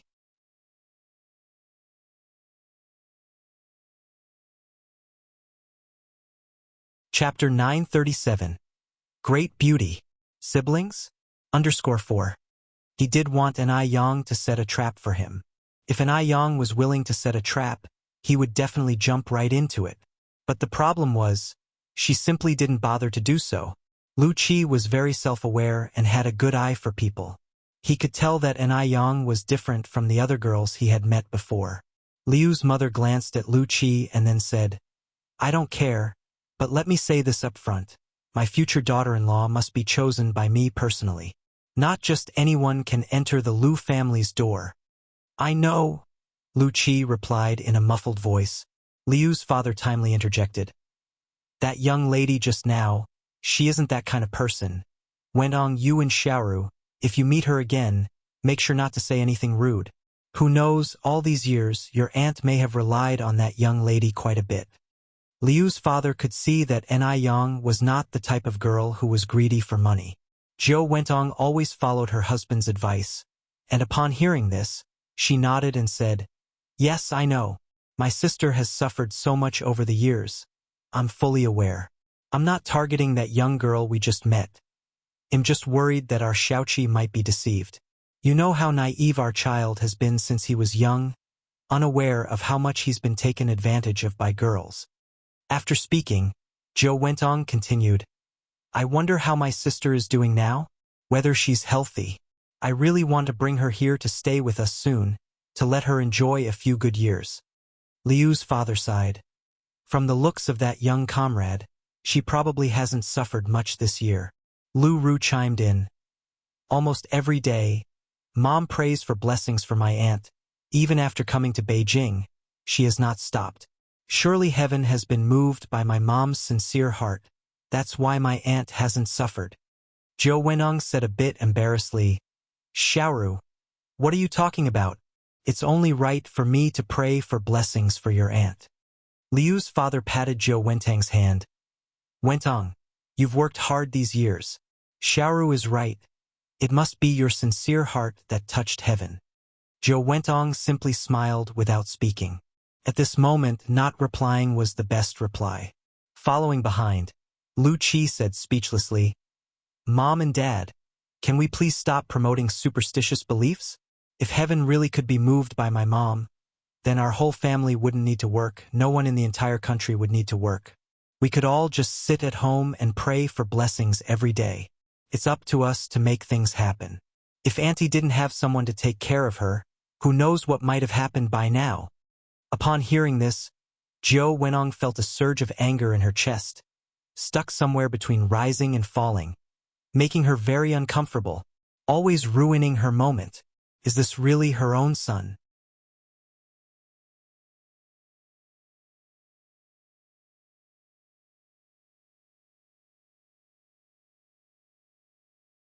Chapter 938. Great Beauty. Siblings? _5. They quickly became acquainted, going back and forth like this. Wang Hengyang said, We've been sitting here for so long. Why hasn't Master Du shown up yet? Liao was also quite puzzled. Du Jiaojiao laughed and said, He's chanting scriptures in the Buddha hall. Really? I don't know what joy there is in living like that. Wang Hengyang said, Master Du truly is as constant as ever. Everyone in their circle knew that Master Du practiced vegetarianism and chanted Buddhist scriptures, but few knew he could keep it up for so long. Du Jiaojiao continued, Hengyang, Liao, you've just arrived in Beijing. You mustn't have dined at Heavenly Colors yet. Today it'll take you there. I guarantee you'll find it irresistible after just one meal. By the way, Yang, have you been to Heavenly Colors? At this point, Du Jiaojiao turned her head to look at An Yang. An Yang nodded. I've been. Du Jiaojiao then said, How was it? The food at Heavenly Colors is amazing. Isn't it? It's indeed quite good. And Yang unconsciously touched her nose. This shouldn't count as self-praise, right? Hearing Du Jiaojiao glorify heavenly colors, Wang Hengyang and Liao were skeptical. Just another restaurant. Could it really be that miraculous? In Xin City, what restaurant hadn't they tried? What delicacies from mountains and seas hadn't they tasted? Seeing their disbelief, Du Jiaojiao chuckled. Once you go, you'll understand. Yang, could you check in the Buddha Hall how much longer my third brother will be? We're eager to go have dinner.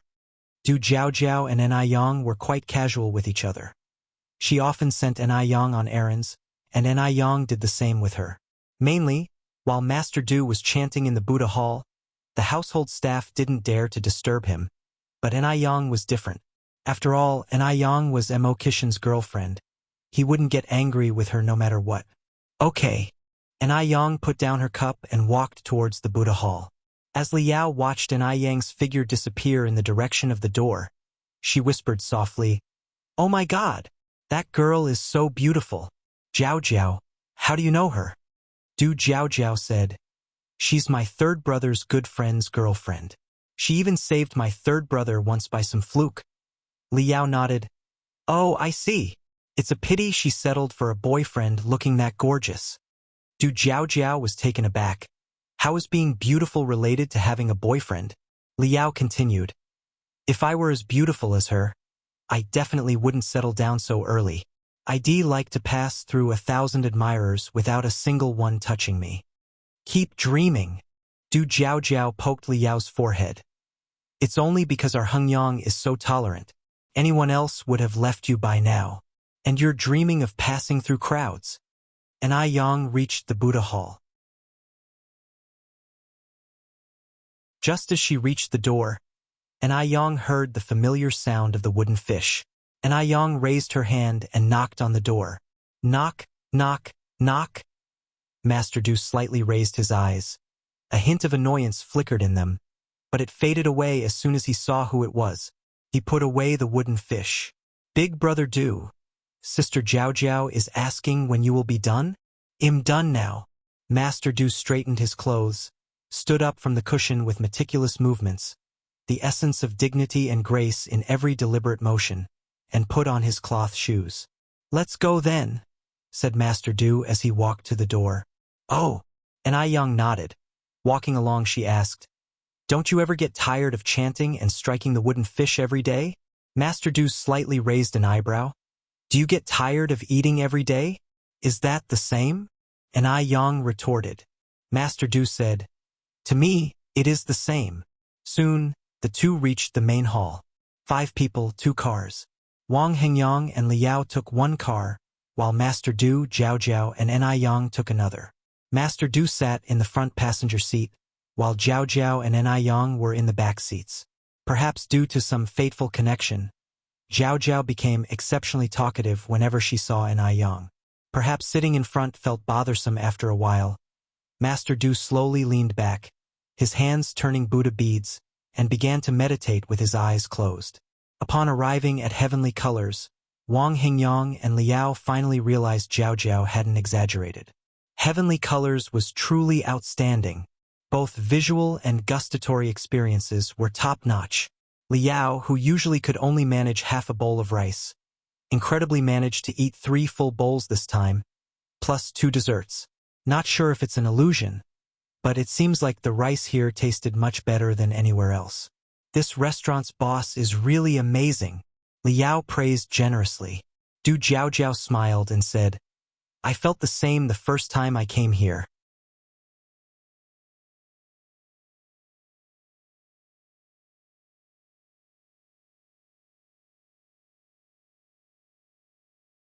Although she had sensitive skin, she washed her face very carefully with the face wash as per the instructions when she took a shower in the evening. Then, she applied aloe vera gel, acne cream, and hydrating moisturizer in sequence. These products felt cool and comfortable on her skin, without the stinging sensation she had anticipated, which surprised Du Jiaojiao. It seemed that Ice Jade's skin, although a domestic brand, was much better than she had expected. Du Jiaojiao was looking forward to the future results. Elsewhere, Inside the mansion, Jiao Wentong sat at the edge of the bed massaging Lu Father's feet, and the two reminisced about events from decades ago. Your older sister was a rare good woman. I wonder if, over these years, she's remarried or not. Haoshan, do you think if your sister has married again, she would still return home with us? Lu Father shook his head. She's not that kind of person. Women who came out of that era had fidelity etched into their bones. Once married, they followed their husbands, and if their husbands died, they followed their sons. They valued their chastity more than their lives and would absolutely not remarry.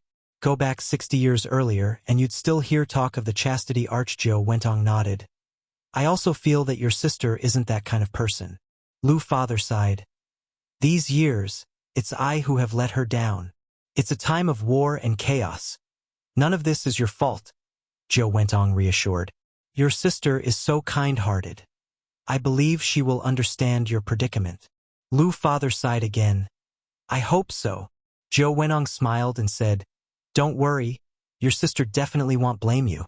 By the way, Haoshan, there's something I'd like to discuss with you. Go ahead, Lu Father said, massaging his temples. Jiao Wentong continued, I've made up my mind. If your sister has not remarried all these years and doesn't have any children, I'm considering adopting Xiaoru out to her. Jiao Wentong was a clever woman. She knew that after adopting Lu Ru to Grandma Lu, she wouldn't be at a loss.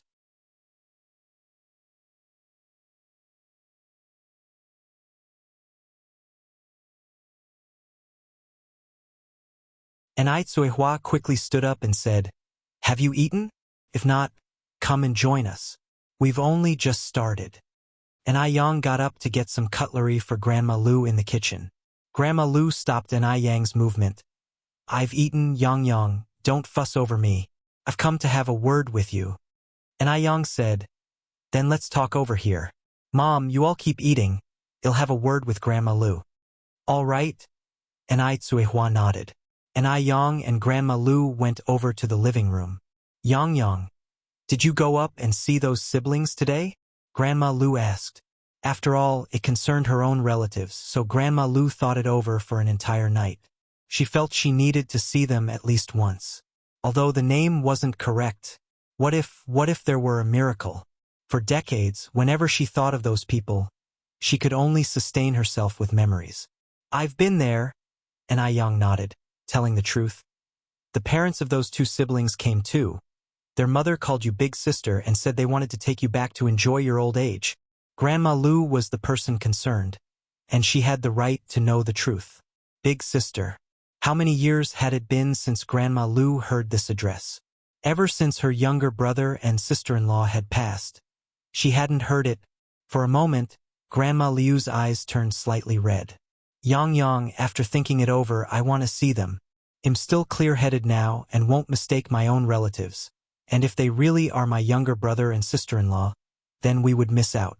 Could you arrange a time for us to meet? She was also of quite old age now, and who knew when she might pass away. Before dying, she didn't want to leave with regrets. And Ai Yang nodded. Sure. They'll make another trip there tomorrow. All right, Grandma Lu nodded. Then that would trouble you, Yang. And Ai Yang smiled. It's no trouble at all. It's what I should do. This is nothing. And Ai Yang also hoped that Grandma Lu would find her relatives, and then be able to enjoy her sunset years.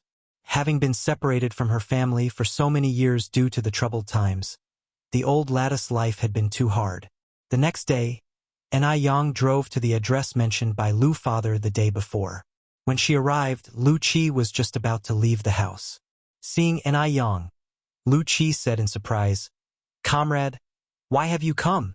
Ai Yang smiled slightly. My name is Ai Yang. Just call me by my name.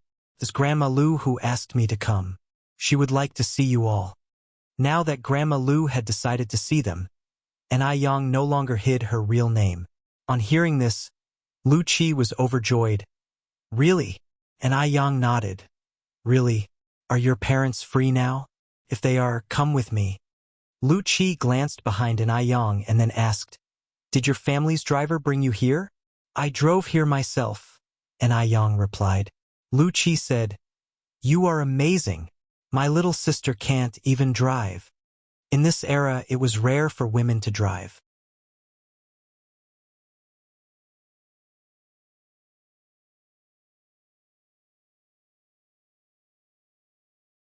Chapter 941. The truth emerging from the surface. Lu Qi took 2 plates of exquisite pastries from the servant's hands and placed them on the table. These are our Bay Island specialties. Pineapple cake and red turtle cake. Have a taste. Thank you. Lu Qi sat opposite An Yang, unsure of what to do with his hands and feet. This was clearly his home, yet he felt more nervous than An Yang. In contrast, An Yang showed no hints of strangeness in her expression. Her calm demeanor as if she were the hostess. Her presence was naturally awe-inspiring. Such a unique aura could not be mimicked by the average person. Eat the pastries. Lu Qi pushed the pastries towards An Yang. With polite insistence, An Yang reached for a pineapple cake. The crust was crispy and delicious, the filling soft and sweet. It tastes really good. Lu Qi's face flushed for a moment.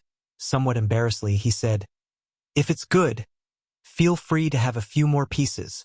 An Yang's gaze swept inconspicuously in the direction of the staircase. "Are your uncle and aunt from inland?" Lu Qi first paused, then nodded. "Yes, my dad and mom are both from inland. My dad stayed on Bay Island for some irresistible reasons and has now settled in Bay Island, having not returned to Beijing for many years." "Do inlanders get used to living in coastal cities?" An Yang asked. "Bay Island is surrounded by sea on all sides, and the climate is very different from the land.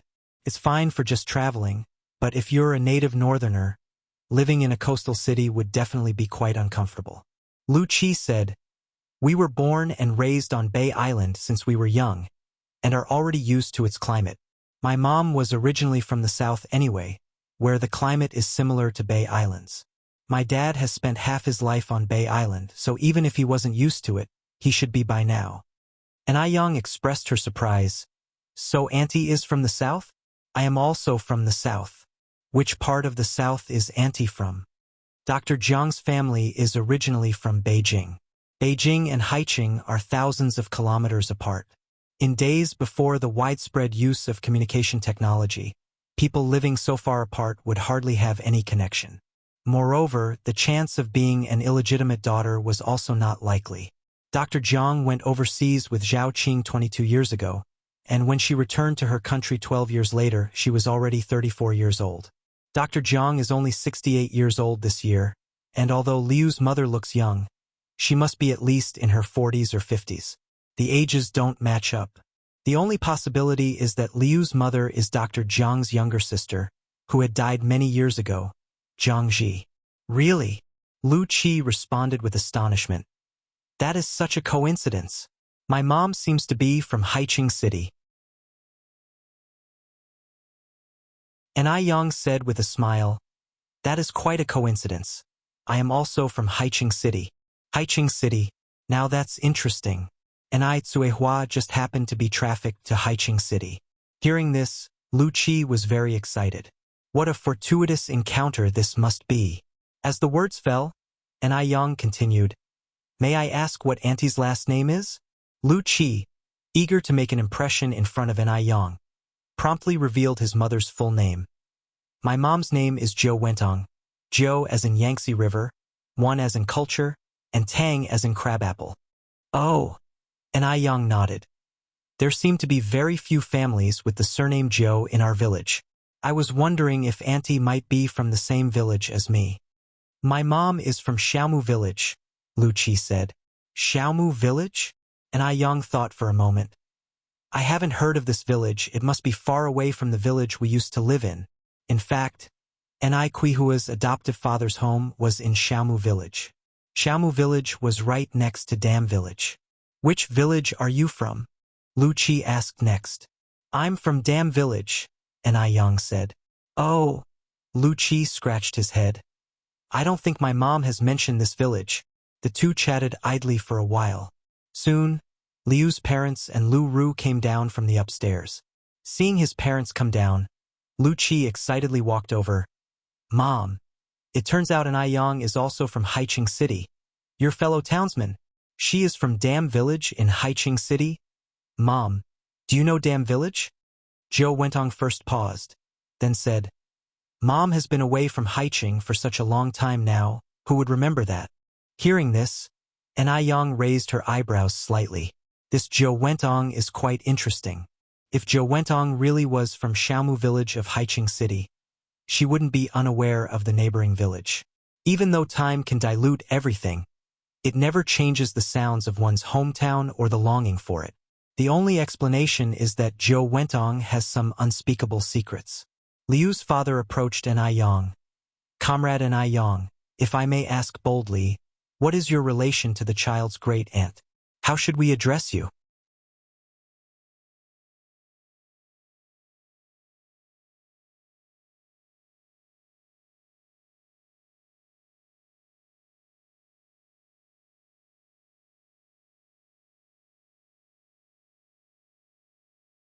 Chapter 943. The truth emerging from the surface _3. She still had some money on her, didn't she? Even in her decline, she wouldn't have become like this, right? Liu's father turned his head to look at Yang, and then at the sedan on Yang's left, his eyes growing complicated. The ring she's wearing is a Liu family heirloom. Perhaps even the money for buying the car was... This possibility was indeed high. After all, this is merely a rural place. Where could a countrywoman like Yang get the money to buy a car? Her sedan was imported and would cost at least 100 and several tens of thousands. Yang continued, Grandma Liu is inside right now, Uncle and Auntie. Please come in with me. Liu's father nodded nonchalantly. Sure. Wenong, Xiaoqi, Xiaoru, let's go in quickly. Yang went to knock on the door. Grandma Liu, we're here. Coming. Grandma Liu responded, opening the door. To welcome relatives from afar? Grandma Liu specially put on new clothes that Yang had bought for her not long ago. The Liu family still kept photos of Grandma Liu from when she was young. Thus, Zhou Wenong recognized Grandma Liu instantly and rushed forward to take her hand. Big sister. Great aunt. Liu Ru, following Zhou Wentang's gaze, embraced Grandma Liu tightly, choking out, Great aunt, we've finally found you. You have no idea how much suffering our family has gone through looking for you all these years. Great aunt. Grandma Liu looked at the mother and daughter with tear-filled eyes, her mind filled with confusion. Her little brother was only 2 years younger than her, and his wife was even a year older than him. How could this woman, who was 30 or 40 years younger than herself, possibly be her sister-in-law? No. They must have mistaken her for someone else. Grandma Liu pushed Liu Ru directly away. Young girl, you've got the wrong person. I'm not your great aunt, she said, then looking up at Zhou Wenong. And you, young lady, I don't know you. I don't have a younger sister as young as you. Liu Ru had also seen Grandma Liu from the old photos. She paused, never expecting Grandma Liu would push her away. This was very different from what she had imagined a family reunion to be like. After so many years of separation, Grandma Liu should have been deeply moved to see them. Why would she react like this? Could it be that the old woman had become senile? Or had Yang stirred up something in the middle? Liu Ru looked up at Yang. Zhou Wentong grabbed Grandma Liu's hand again. You are my big sister. I haven't mistaken you. We wouldn't make a mistake. You really have the wrong person. Grandma Liu shook off Zhou Wentang's hand. As Zhou Wentong stood there awkwardly, Liu's father stepped forward. Shuiwe, it's me. At these words, Grandma Liu looked up. Her pupils shrunk slightly, and memories that had been sealed away surged forth like floodwater through open gates, her nostrils flaring. Chinian, it's me. Liu's father had taken a few steps forward, wanting to reach out and embrace Grandma Liu. But seeing the environment behind her, he withdrew his hand and choked out, Shuiwe, it's me. Time had aged them, and now they faced each other, unable to turn back the years. Old friends reunited. So much had changed in the world over the years. Chinian, where have you been all these years? Grandma Liu immediately cried out, throwing her arms around Liu Chinian. I thought you were dead. Chinian, I thought you were dead. 60 years. Every day she offered incense for Lu Chinian, never imagining that Lu Chinian was still alive. He was still alive. Grandma Lu even thought she might be dreaming. Shuiwe, I've wronged you. I've deeply wronged you. I thought you were dead. I'm sorry. So sorry. Watching the two old people embracing each other, and Ai Yang frowned slightly. Although Grandma Lu had recognized the person, she felt that there was something more complicated about this matter. According to Lu Qi, Liu's father should be called Lu Haoshan. Why was he now called Lu Chinian? Grandma Lu wept bitterly. I thought you were dead too. Heaven has eyes. Chinian, you're still alive. You're still alive. The most agonizing thing in the world is not death, but separation. Had they known earlier that the other was alive, they wouldn't have suffered as they did. Chinian, you're still alive, but what about big brother and second brother? Are they still here? Grandma Lu went on to ask. Lu Chinian shook his head. They're gone. In such chaotic times, it was very difficult to survive. Lu Chinian was just one of the fortunate few. Hearing this, Grandma Lu wept even more bitterly, continuously pounding on Lu Chinian's back. Zhou Wentong immediately came to the side of the two.